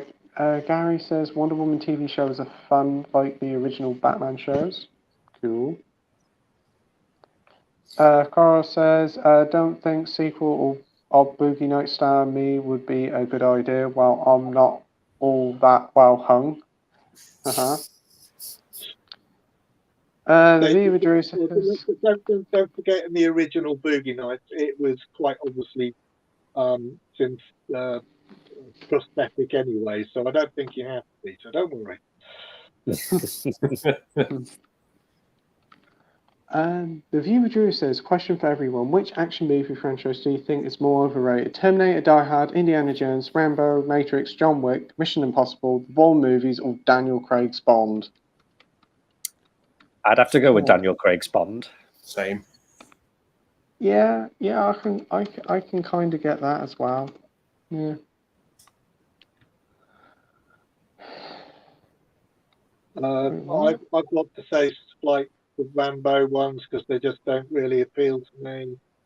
I think the first one had a proper actual sort of like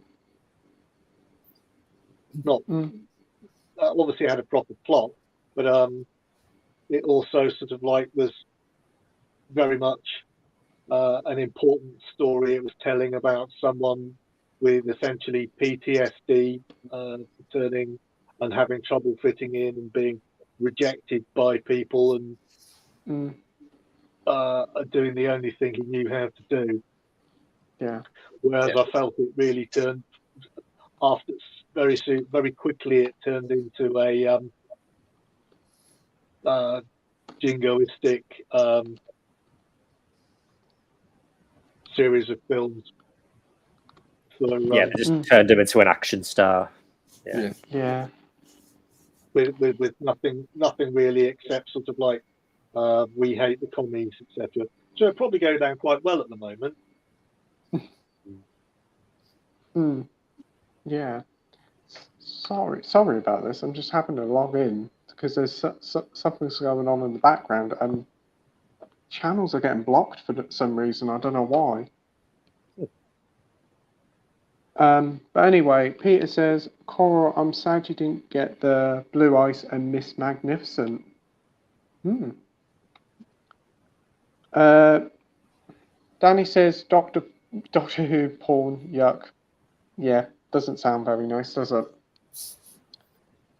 Trust me, there is actually a couple of really good Doctor Who porn movies out there. Wait, what? Wait, what? One of them's really good. One of them's a bit pants. Dare I ask what their names are called? Oh, God. There's Doctor Who and the Filthy Daleks. Yeah. And I can't remember the name of the other one, but I think the Doctor Who one is the actual and the time travel in the TARDIS, which is a Portaloo. It's you can that's another movie that you can buy in this country that's about 80 odd minutes long, but if you buy it from continent, then it's about 100 and it's a good 30 minutes longer.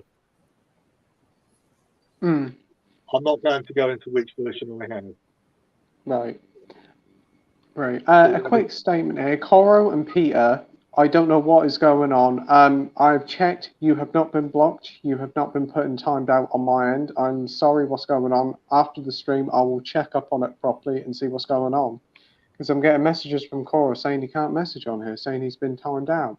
So I don't know what's going on. Peter says about Sex World 4K. Cora says, yeah, I have that. I've watched the Blu-ray with the censored version thus far. Peter says, Cora, can I try sing Please Forgive Me by Bryan Adams on the stream? Gary says, I ordered the H&B first editions of The Northman. I wanted last night in Soho, but it's sold out and it's going for stupid prices on eBay. Not missing out again on the exclusives. But all that was just like a slipcover with some little art prints, weren't it? Yeah. It's very strange why I don't know. But Cora says, I'm not sure you really want to hear me sing. You might think you do, but you really don't. Peter says, Cora, oh, okay, it's good. I was going to get it on sale, but I guess I'll probably get it on BF instead, or possibly a few from Vinegar Syndrome at some point before then. Peter says, Dog Soldiers seems stupid. Don't think I'll ever watch that film. It's quite a fun film, to be fair. Oh, it is my. I would say it was definitely my favourite werewolf film of all time, even more than American Werewolf in London. Yeah, Cole, what is his name in it? Is it Sean Pertwee, is it? I thought he was quite good in it. Yeah, Sean Pertwee's in it. Is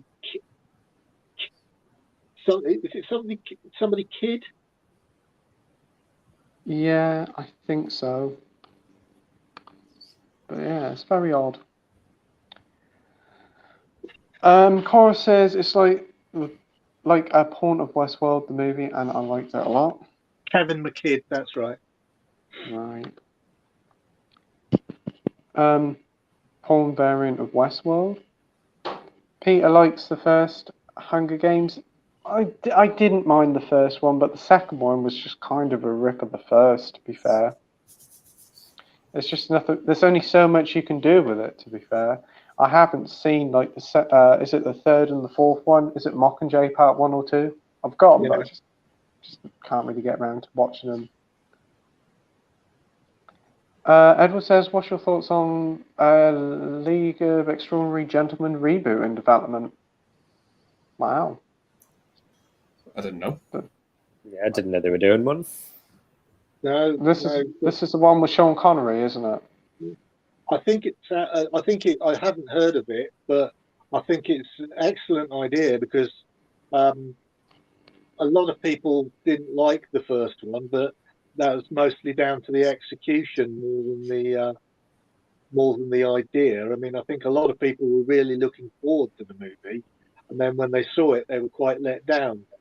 So I think if they can do a better representation of the source material, I think it could do really well. Yeah.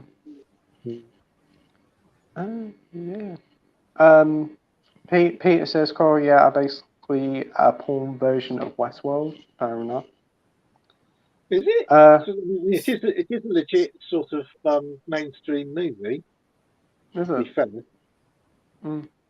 Paul says, "I rewatched The Hunger Games this weekend and loved it too. Do you have a single sister I can marry? She has to be awesome as you, though."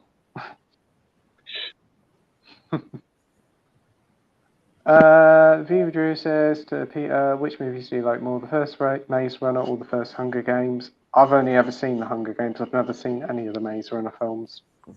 Just seemed to be a fad after Harry Potter and Twilight that these other children's books got made into films, to be fair. Especially sort of like the teen, whatever they call them, sort of like that era, the Hunger Games sort of ones. They also had that situation with what was the other one that got made into that? The guy who was in who played Elrond in Lord of the Rings. And he played the bad guy in I can't remember what the name of the film was. It bombed at the box office because essentially they took so long to make it. The graphics and the sound is absolutely awesome, but it's one of those movies that you have to get the timing of release right. And by the time they actually got round to making it, I can't remember who was doing it. It might have been, I think it was one of the 3D fans who wanted it in 3D. And, that one was crashing. I can't remember what it's called. We've got Danny here saying he's off now, guys. It's been a pleasure. I have a pickups video coming soon. Oh, that's brilliant, Danny. I'll be sure to check that out. Take care, mate. Bye, Danny. Edward says, "I've not seen that view with Drew."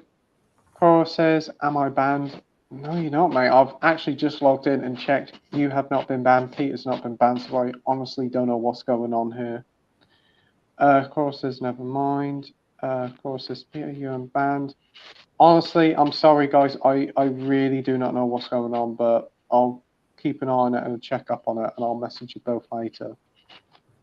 Dr. Impossible says, "Saw Vamp just recently after 10 years. Thoroughly enjoyed it. Isn't that the one with Grace Jones?" I've got it. Need to watch it. It's like vampires in like a strip club, isn't it? Pretty much. Yeah. I think it's. I haven't rewatched it in a very, very long time. But yes, it is Grace Jones, and if I recall correctly, she is a stripper, and it's something to do with two guys sort of like are trying to join a fraternity. You know, the fraternities in the sort of like the American university type system, and it's one of their and they have to go through the sort of like little challenges to be allowed to join. And I think going to the strip club and doing something or other, I can't remember what the exact details are, is one of their challenges. And they meet up with her, and the plot continues from there. And I can't remember what it is from there. That's all. So I'm not I need to watch it. I haven't seen it yet, but it looks like a lot of cheesy 80s fun, shall I say? Yeah, I would say so. Yeah. Yeah. You seen it, Mike? Yeah. I've got to be honest, I wasn't a fan of it. No. But yeah, I know a lot of people do really like it, yeah. Pete says to Drew, I haven't seen any of the Maze Runner films. Yeah, there was like 2 or 3 of them, but I never remembered a lot of people talking about it, to be fair. Pete says, I guess muting us for 5 minutes was some sort of warning or scare tactic, but I'm okay with that. They're asking for no porn talk or bringing up. I have not banned you, mate, so I don't know what the heck's going on. Edward says, who was the best dancer? John Travolta, Patrick Swayze, Christopher Walken, or Kevin Bacon? It's got to be Christopher Walken. Yeah, probably. I do like Patrick Swayze though. Yeah, Patrick Swayze, Christopher Walken, maybe a bit of Kevin Bacon. Yeah. Right, Edward says, who's the better actor, Travolta or Cage? I think it's very difficult to say because both on their day can be absolutely excellent. Yeah. But both when they're deciding that they just need to make some money to put in the pot for the mortgage this month or whatever, then quite obviously they are. I think Cage is more fun to watch, shall we say, when he's bad. So I'd say with Cage. I think when Cage is good, he's really good. He's got some like great performances under his belt. Well, John Travolta's great as well. That's true, yeah. I've heard that film The Fanatic is quite bad of his, Travolta. Yeah. I haven't seen it, but it looks ridiculous. Yeah, it just looks so funny. Like, yeah. But the only thing I can say to answer that question is just watch Face Off. Yeah. That's true. I still need to see that. That's another one on the watch list. I think they both just chew it up, that movie. Yeah. The both of them. I think Nicolas Cage has possibly the best intro he's ever had. He just turns up in his his priest gear, and then he just like starts singing in this choir. Yeah. Wow. That sounds cool. Okay. I'm going to see if I can watch that. Yeah. I'm intrigued now. Well, if I can just possibly quickly go back, sort of like, well, I was trying to remember sort of like when we were talking about the Maze Runner and films that should have been out round about that time that were like young adult stuff. The one I was trying to remember was Mortal Engines. Yes, that was the Peter Jackson one. That was a massive flop, wasn't it? Yes, it was a huge flop, and they were hoping, because it's a series of books, and they were hoping to turn it into a series of films, but it just never worked. It launched around Christmas time and all, didn't it? Yeah, and I mean, it had the person I was trying to remember is Hugo Weaving was in it, and I mean, he always puts in a good performance. He actually used to go to my secondary school as it happened. Oh wow, that's interesting. Not at the same time as me, I don't believe that. Marvel fan says, "Hi guys, are any of you excited for Licorice Pizza on Blu-ray on Monday?" This guy here, Andy, is. He's excited. I have an understatement because I loved that movie so much. Yeah, it's been 6 months, but it's finally happening. 6 long months, but yeah. I'll probably pick it up on Monday, order it off Amazon, or get it at the end of the week. You gonna get it, Mike? Yeah, I'll pick it up at some point. Yeah. Justin? To be honest, I don't really even know what it's really about. So I'm really not sure whether or not I'll be likely to pick it up. But if you would like to, I mean, given the recommendations, I shall certainly look into it to see whether it be something I think I might like. So, Yeah. Andy Likes Stuff says, did anyone see John Williams at Star Wars Celebration with indie theme and Harrison Ford? I've got good feelings about this after what Ford said he will want to go out in style, is my thinking. Hopefully so. Yeah. Yeah.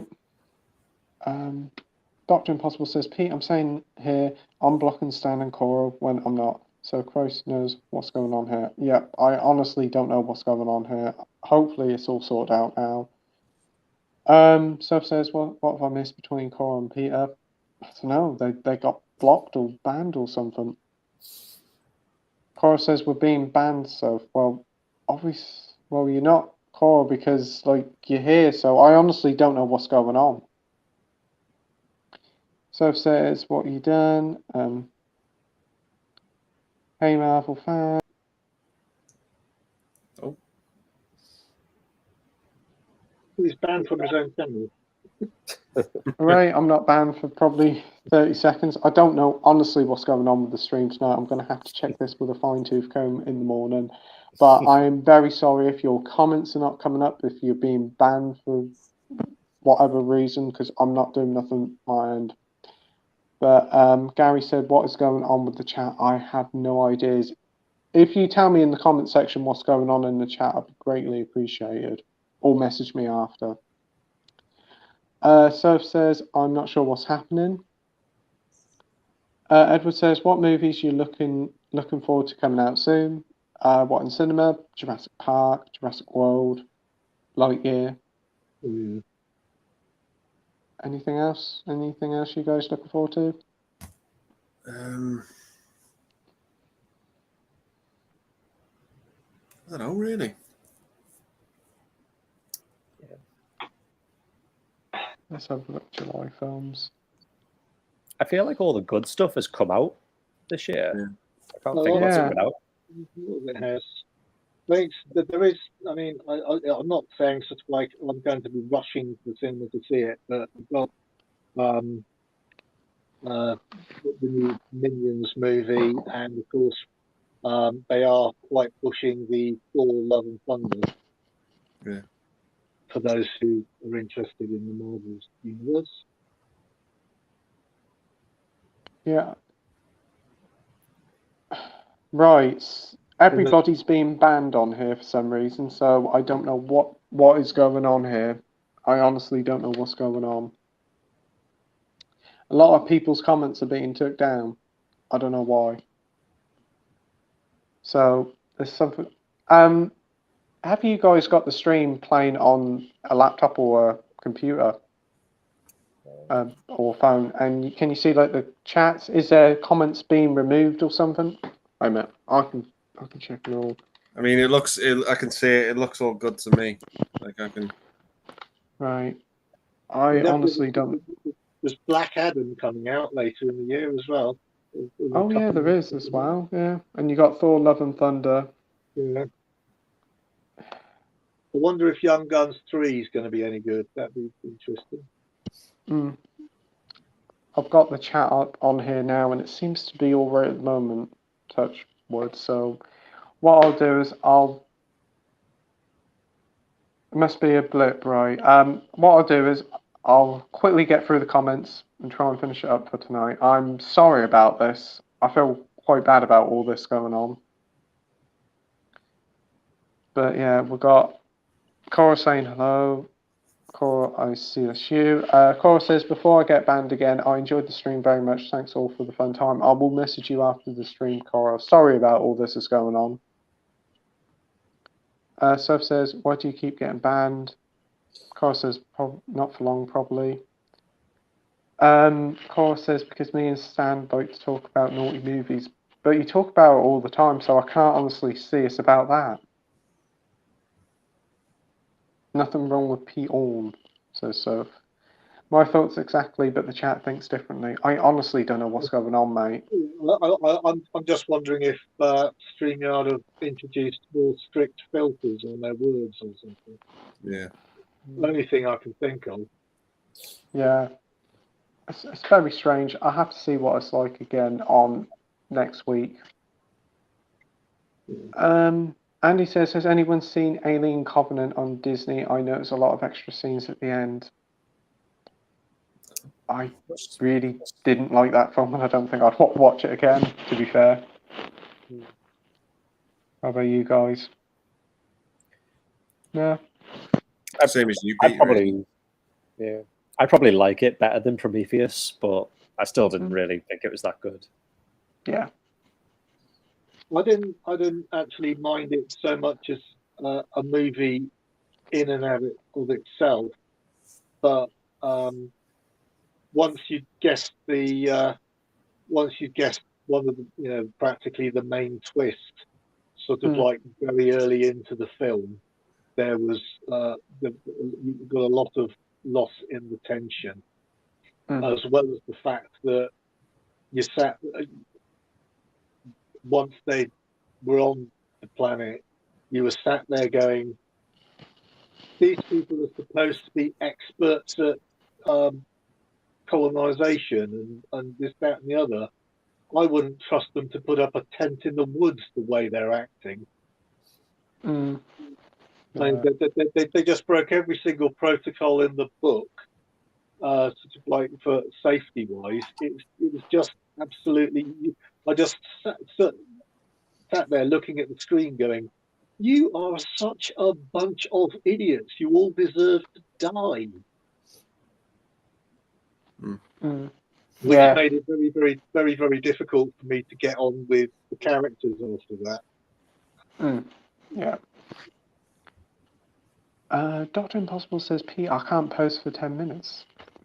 I honestly don't know what is going on. I have checked my blocked list and nobody's on it, only like loads of trolls, like, like the porn chat trolls, whatever they are. So, I don't know. I'll check again tomorrow. Sub says, has someone said something rude or offensive? Don't know. Dr. Impossible was banned as well for some reason, so I honestly don't know. We have Rehan here saying hi. Hi, Rehan. Hope you're well, mate. Thanks for joining. Dr. Impossible says, I was unable to post for 10 minutes. Seems okay now. Must be a blip. But if you can all post now, that's good. Again, I'm very sorry about it. Cora says, I asked if I could marry Stand and Silent single sister. Maybe that was considered rude. Right. Edward says, what's your favourite Disney live action movie?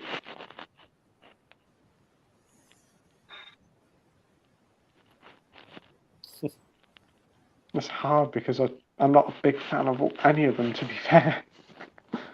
There's a few I like Homeward Bound, Hocus Pocus. I thought you meant live action remakes. But yeah, live action movies like Hocus Pocus and that, yeah, that's good. I suspect that might have been the meaning of the question, to be honest. Well, if we're going live action, always had a soft spot for Inspector Gadget.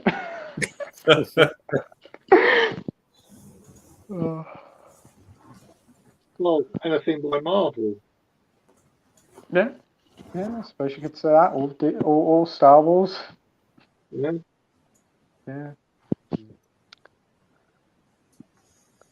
Cora says, don't worry, Pete, not your fault. You are and will always be an awesome guy. Thanks ever so much, Cora. I will message you again later to make sure everything's okay. Right. Pete says, cool, just got a mail back from Vinegar Syndrome. Since the page malfunctioned, they let me add Deep Roots and Scarlet Notes to my soul order now instead. Fantastic news, mate. Nice. Cora says, awesome, mate. Great news for you. Sub says, just had a Google. You can get banned for posting the same thing constantly on YouTube. Takes it as spam. Don't know. Okay. Might just be honestly a one-off. Hopefully, it's just a one-off. Dr. Impossible says, just check my computer with a virus scan, nothing, so don't know what the flip is going on. Hopefully it's just a one-off. Hopefully it is. If you guys can post stuff in the comment section, then hopefully touch wood it's all fixed. It might just be a one-off thing. Peter said he's a bit disappointed that he didn't get banned. Cora says, want to start a stream about the Care Bears that we hopefully won't get banned about. Marvel fan says, also purchased the first season of the Partridge Family on DVD. Other seasons haven't got a release. Never heard of the Partridge Family. Rings a bell. Yeah. American 76, I think. Yeah. Oh, right. I was thinking for a minute either Porridge or Alan Partridge. Yes. Marvel fans, I will let you know next week about my copy of Licorice Pizza coming cellophane. Awesome, mate. You should get a DVD with that and some, I think it's art cards you get as well with it, don't you? And like Andy should say. Andy should know. Yeah, I think so. I think it comes with a slip as well. So yeah, it looks like a nice release. It isn't too bad for 15 quid, I don't think. So I'll probably will pick it up. yeah. Dr. Impossible says YouTube probably getting a bit itchy about the porn. Who knows? Never know, do you? Soph says Jason bans me from watching Inspector Gadget. Oh, it's a lot of fun. What's it? He says, go gadget this, go gadget that. Fun's not a word I'd use to describe that movie. What? Fucking shit. Is that honestly how you would announce it, Andy? I don't know. It's Well, I'll tell you something. The sequel is absolutely diabolical. I've heard this. I've heard the sequel's actually better. What? Yeah, I've heard people say the sequel's actually better. Oh wow, I could just never get on with the sequel. I just always thought the sequel was horrendous when I was a kid. But yeah, I just remember Rupert Everett as Dr. Claw. I was just thinking, what the fuck is this? Yeah, Rupert Everett given a career-defining best as Dr. Claw. Yeah. With Matthew Broderick. Both had to get paychecks that day. It's like Batman and Robin meets Ferris Bueller's Day Off. Yeah.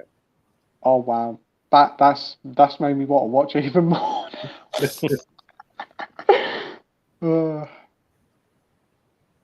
Carl says, Pete, you can forget your Christmas present this year though. So says Andy, you are in my bad books double time. Haha. Oh, cool. You Inspector Gadget hate.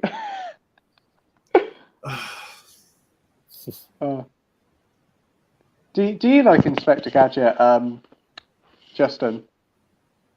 I have never seen the cartoon. I have never seen the live action. I was too old for it when I was young. So. Wasn't it the 96 or 95 when it came out? Yeah, well, that would have put me around about 30. I think it was 98. Oh, really? That little bit later, was it? Oh. Yeah, it's just a weird movie. It is an odd one. I just always loved the cartoon as a kid. And I remember on the VHS for like some of the films I had, that it was constantly advertising Inspector Gadget, and I was like, I want this. I've still got a friend who sings the theme regularly because her son used to watch it when he was growing up.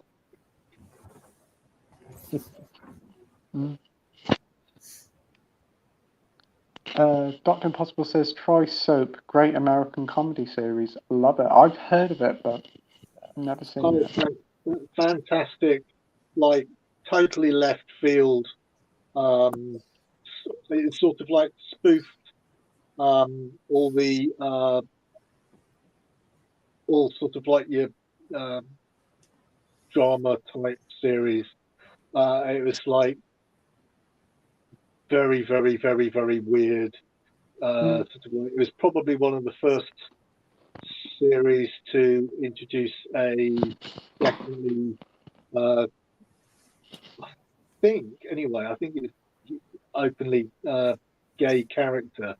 So which is probably very, very brave at the time because it was quite a long way back. But yeah, I remember watching some of those when I was younger, but I'm not sure if they've ever got a physical release. They might have done, but it's not the sort of thing that I suspect that I'd ever watch through from start to finish. Yeah. And even if I did, I don't know whether I'd watch it again. So I'll have to give that a watch or ask my parents about it. I should think they remember it. Edward says, as it's almost Jubilee weekend, what movies would you think is a suitable watch for the Jubilee weekend, or would you prefer to watch, or what would you prefer to watch over the Jubilee weekend? I'd say just watch the first couple of episodes of X-Men because they're all about Jubilee. Very good. I like that. Clever. I like that. Yeah. Very good. Good. I honestly don't know. I suppose you could sit and watch The Crown or something like that, or King's Speech. That's a good film. I do like King's Speech. King's Speech is a good one. Either that or you go with something sort of like, I don't know, like just let's go with something stupidly patriotic or something like The Great Escape or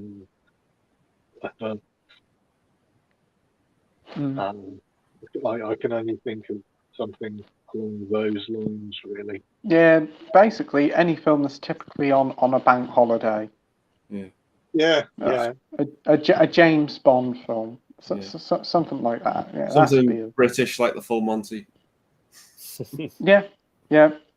Best of British is the book Full Monty. Or you could just sit and watch some classic EastEnders or Coronation Street. Or Midsummer Murders. Right. Peter says, Corey, yeah, great to get one more adult double feature for my parcel. That was pretty cheap at $7.49. Great price. Soph says, Inspector Gadget hate and Bugsy Malone hate, and also you ruined Armageddon, Andy. Haha.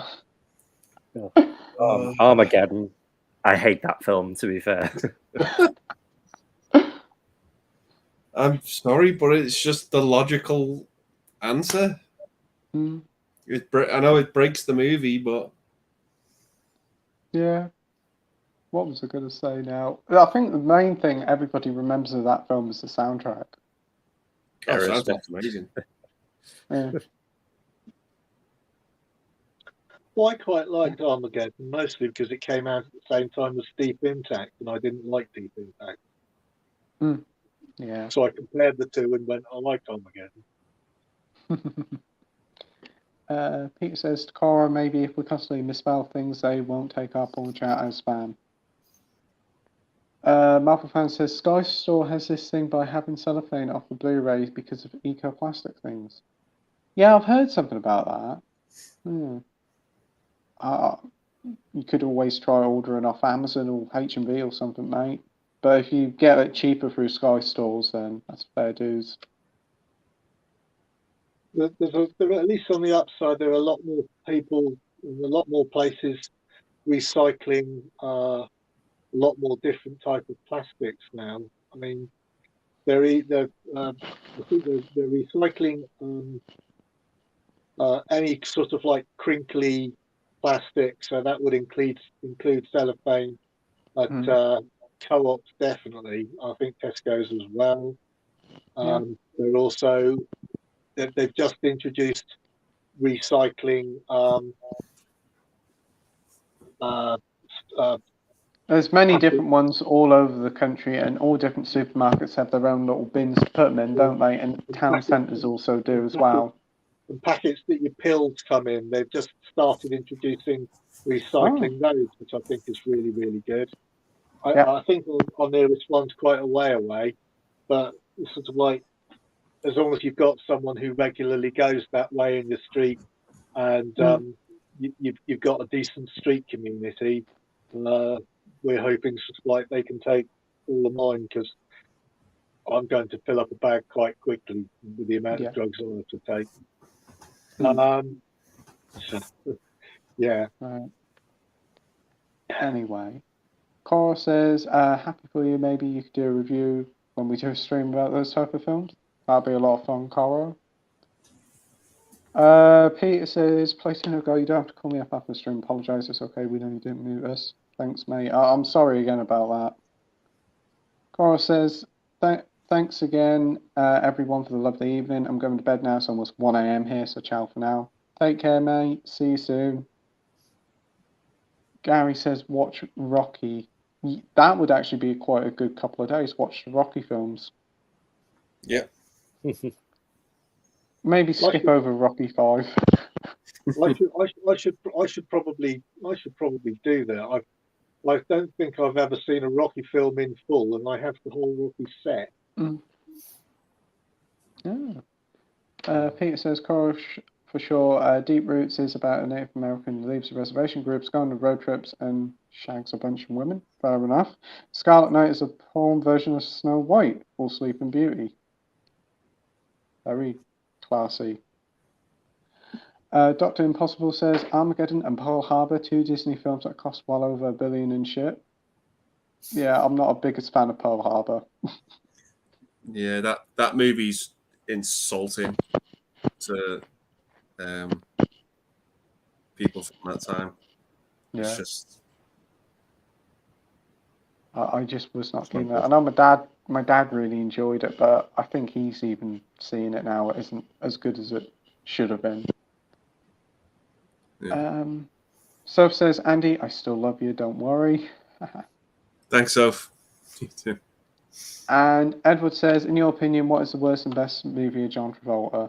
I'm going to say the worst is A Fanatic, and for me, probably Grease. Grease. Isn't the first line in Fanatic is I've got to go poo or something? Yeah. Is that what he said? Yeah. Like, wow.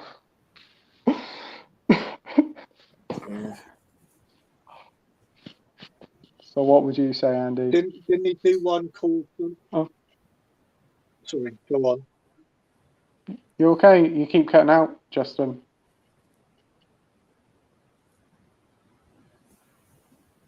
Yeah, you do for me as well. Yeah. Right. Let's just give quick answers because I'm going to end the stream in a bit because my phone's nearly dead and it is getting late. So what films would you pick, Mike? I think was it did it do one called something like Rage or something like that? Yeah. Yeah, probably. Yeah. I'll go with Pulp Fiction as his best.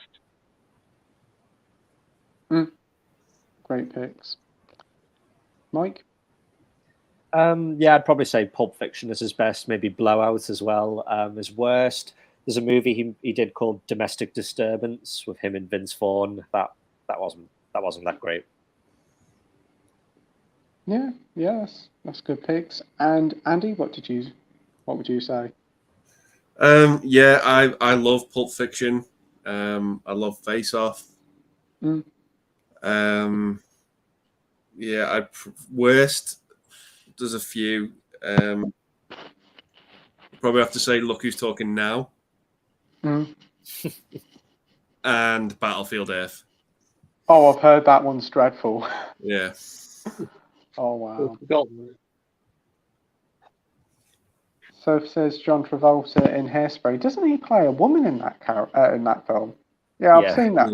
Yeah. I like the original. The original Hairspray is pretty good. Yeah, it is. Yeah. Oh, I never see the original. I've seen that one. I didn't mind that one, but I've never knew there was an original one.